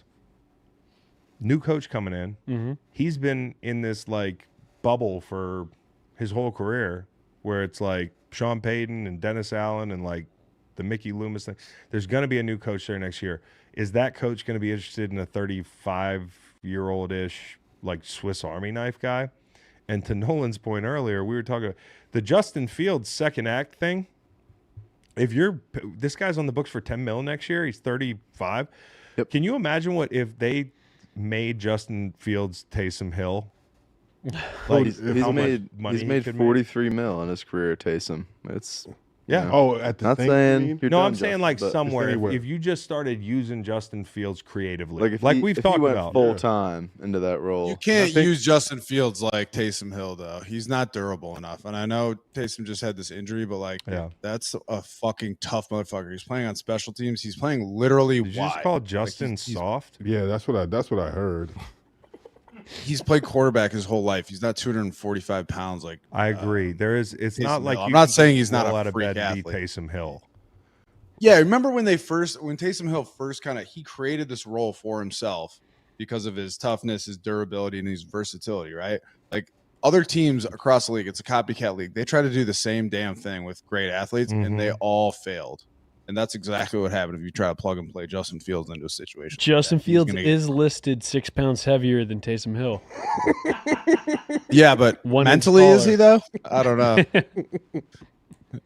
I don't know. He doesn't have that I am here that it for this factor that conversation. Taysom Hill has. I'm here for this conversation about turning Justin Fields into Taysom Hill and all the reasons why or why not. This is total hypothetical. I'm down to try to make it happen. Like, let's speak it into existence because it'd be funny, but it's not going to be successful. You know what I think would be even better? If like somebody got with Justin Fields and just made him a 15% better quarterback. If he could be 15% better, I still think he could set the league on fire. Mm-hmm. It's He was just 15% better this season at the beginning than last year. he was not. He was not. Yeah. I didn't think he played that much better in Pittsburgh than he was in Chicago at the end of the deal. Yeah. I think if Pittsburgh's defense is I think better. No, I think Pittsburgh's defense was better. They weren't scoring, dude. You know, a lot of the reason they made the turn is because he wasn't making the quick decisions on schedule that they needed him to make. Like, and you know, I don't know if that can change, but I'm a Fields fan. I like Fields. So, and what a play by him, taking advantage of the giant void left by Lou Anarumo's defense on 3rd and 4. What do you think they're gonna do, guys? Fuck me. Can I read off the results of this poll from the chat, Cowboy? Yes, please. Do you think Chris does his own shopping? 41% in the chat said yes. Overwhelming 59%. You know what my favorite thing about doing this job is? People can just say whatever the fuck they want. They can just tell lies, and then the whole group of people in the chat will just agree with them. It's so easy to get these people on your side. I will say, in your defense, there have been 10 people in the chat that have said, I've seen Chris at Foods of All Nations, Whole Foods, So shopping. 59% of y'all breathe through your mouths. You'll just fall for anything. You won't stand for anything. You'll fall for anything. You guys you eat it up. You're tabloid people. That's the internet. No, I mean it's the worst. It's not a point of personal pride, but I like shopping for my own fucking groceries. My wife will ask me, "What do you want from the grocery store?" And I'll say, "Don't bother. I need to go in the store. I need to walk through the aisles. The aisle with the Virginia hardwood. It's therapeutic. So I can tell everyone about it. It's not therapeutic. It's necessary. I got to see But I like to see the new products and the new stuff that's coming out, and you don't get to see that if you're the not new in products. Yeah. Yeah, man. Like, Bax if you're goes to the buying- grocery if you're store for buying the certain end cap. stuff, you know, there's new products coming out, man. Like there's new. Hey, Bax like, yo, they had new s'mores at the end cap. here's what we're gonna do. Next time I go grocery shopping, Matt, you got to come and film me. Ooh. Okay. We're gonna do a little series where every time I go grocery shopping, the rest of the season, Matt's gonna come with me. This is awesome. When trolling People are goes gonna love wrong. this stuff. They're gonna love the content. I'm gonna be like, oh, I need the pumpkin seeds. They're high in magnesium. Gotta get the cheese. You got to get your magnesium up. You in the chat? Cheese. I'm telling you, Get your magnesium is a cheat code. Get your fiber up too. And dietary fiber, and I'm also talking about dietary magnesium, not the damn pills. Don't be lazy. Here, I'll give you a little quick, since we're on grocery shopping. This is my little grocery list. I can't find it right now because I don't know where my phone is. But did you know that in 1 cup of lupini beans, there's 158 milligrams of magnesium? Yeah. You need to get some Brahmi lupini beans. You can find them in aisle 4 at Whole Foods. And one more thing about grocery shopping. I bet you don't return your cart, Matt. Oh my God, fuck Cardinals. off. I've seen you not Cardinals. return your No, you phone. have Yes, I One of have. those guys. No. You're one of those Come guys. get him. Come get him. I saw it, dude. When we were on the road, bro, I swear to you, I saw him leave his cart. Oh, The no. Cardinals. Hey, This is wildly Lazy Bones. untrue. Character assassination. Lazy. Oh, no. You have to look up. You have to look up that content. Yeah. Cardinals. The Cartnark. He I just cannot he wait. waits for Lion people down. like Matt, and when you about to pull out, you get a magnet thrown on your car that says "Lazy Bones." Hey, Matt. Matt, get your magnesium up, chat. You're seeing that low magnesium causes headaches and migraines. Yes, Biggins. Also, low magnesium can cause depression.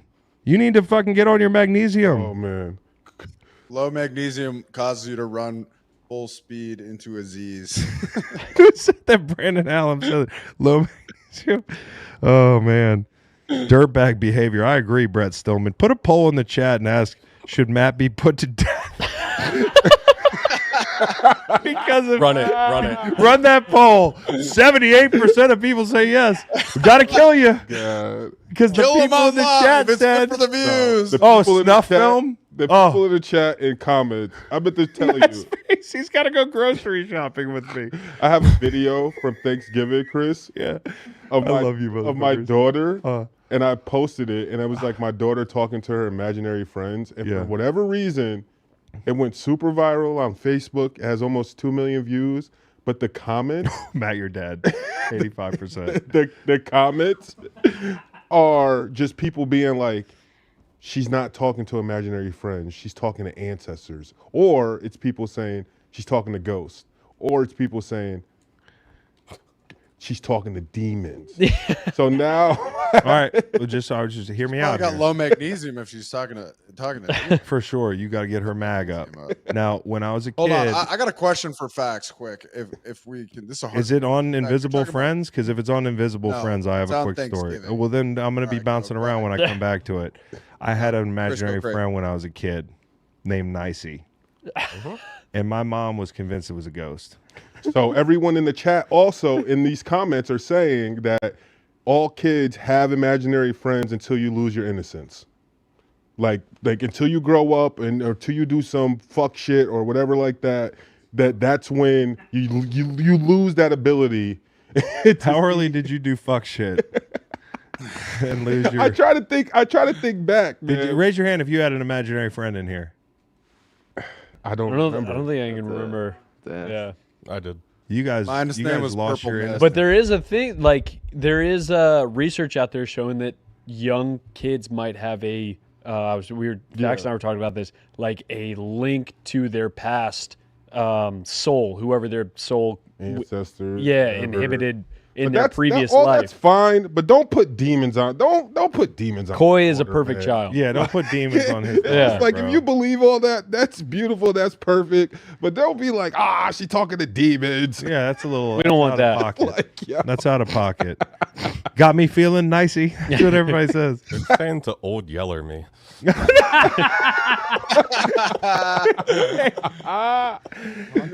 He's my wait. dog. I'll do it. let Beau ask his question. What are you about to ask? He really doesn't. All right, he this is didn't what do I that, wanna guys. know. Just so you know, I don't want to slander him. I would never say something false about Matt and then stick by it. And Chris offers other stuff when he goes to the store. He's like, "Do you guys want something?" Yeah. He's very I polite. do. I offer things, but he did that one time. I'm just Kill joking. him. Give him the fucking guillotine. Last year, we got in this huge debate because you were eating Thanksgiving leftovers until like. Okay, so it's December now. Who was? Thanksgiving is Fax. Fax was saying he said it's a black thing that I wouldn't understand because he was eating Thanksgiving Eyes are leftovers sweating for again, 2 by the way. weeks after Thanksgiving. You are wearing a parka and a Hey, box. it is now December. Are you still eating Thanksgiving leftovers as of Monday? So they're all gone. But I'm thinking about the mac and cheese that was made. If I still had a corner, say if the pan just had that little last I love corner that of mac corner. and cheese left, I definitely would heat that shit up today and eat it, bro. Like, How long is it safe to heat? What about leftovers? mac and what about I mean, Thanksgiving was the Mac and last cheese possible now. Thursday in November this week, so it was only last week. You know? Thanksgiving was the last possible Thursday this year. No? So it just works out. You guys were wasteful, man.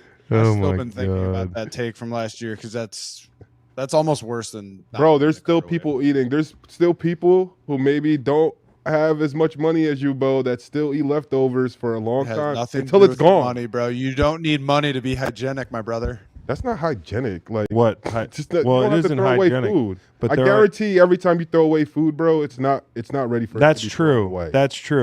That's all I'm saying. That's not the argument that I'm trying to make. I'm trying to make that there's a brief window of 3 days after Thanksgiving where you're allowed to eat leftovers, and anything after that is. Who made that rule and why? Me. The Allen family. The Allen family. Real fast. I went to an underage bar with the Allen family one time. All right, go ahead. Yeah. Real fast before we wrap up with our BetMGM moments, our last ones. Want to give a little shout out to BetMGM. As we finish with our remaining BetMGM moments, thanks to BetMGM and all you football fans, I want you to picture something. You bet your favorite player as first touchdown scorer, but he throws a block to send a teammate in the end zone, and you lost your bet, right? Wrong. With BetMGM's second chance promotion, you'll get your stake back if your first touchdown scorer scores second. Bet on any pro football player to score the first touchdown of the game. If you're right, you win. If your player scores second, you get your stake back in cash. Keep that in mind next time you throw in a first touchdown score bet with BetMGM. Happy hunting. Hey, Beau. Hey, Chris. Go eat some fucking leftovers. I would never. Oh, and the one thing I didn't mention about New Orleans, Jared Verse closing out the game. Great verse. Shout out Jared Verse. Shout out Jared Verse. We got the facts viral moment before we forget it. It's going to Would never. Calvin Austin III. Got a picture of him going viral of him wearing a Russell Wilson jersey. I like this. And he just, last 2 games, he's caught 2 touchdowns from Russell Wilson. Oh, so this is when he was a kid. When he's a kid. Like, how great is that? That's pretty damn cool. That's pretty dope. That is pretty dope.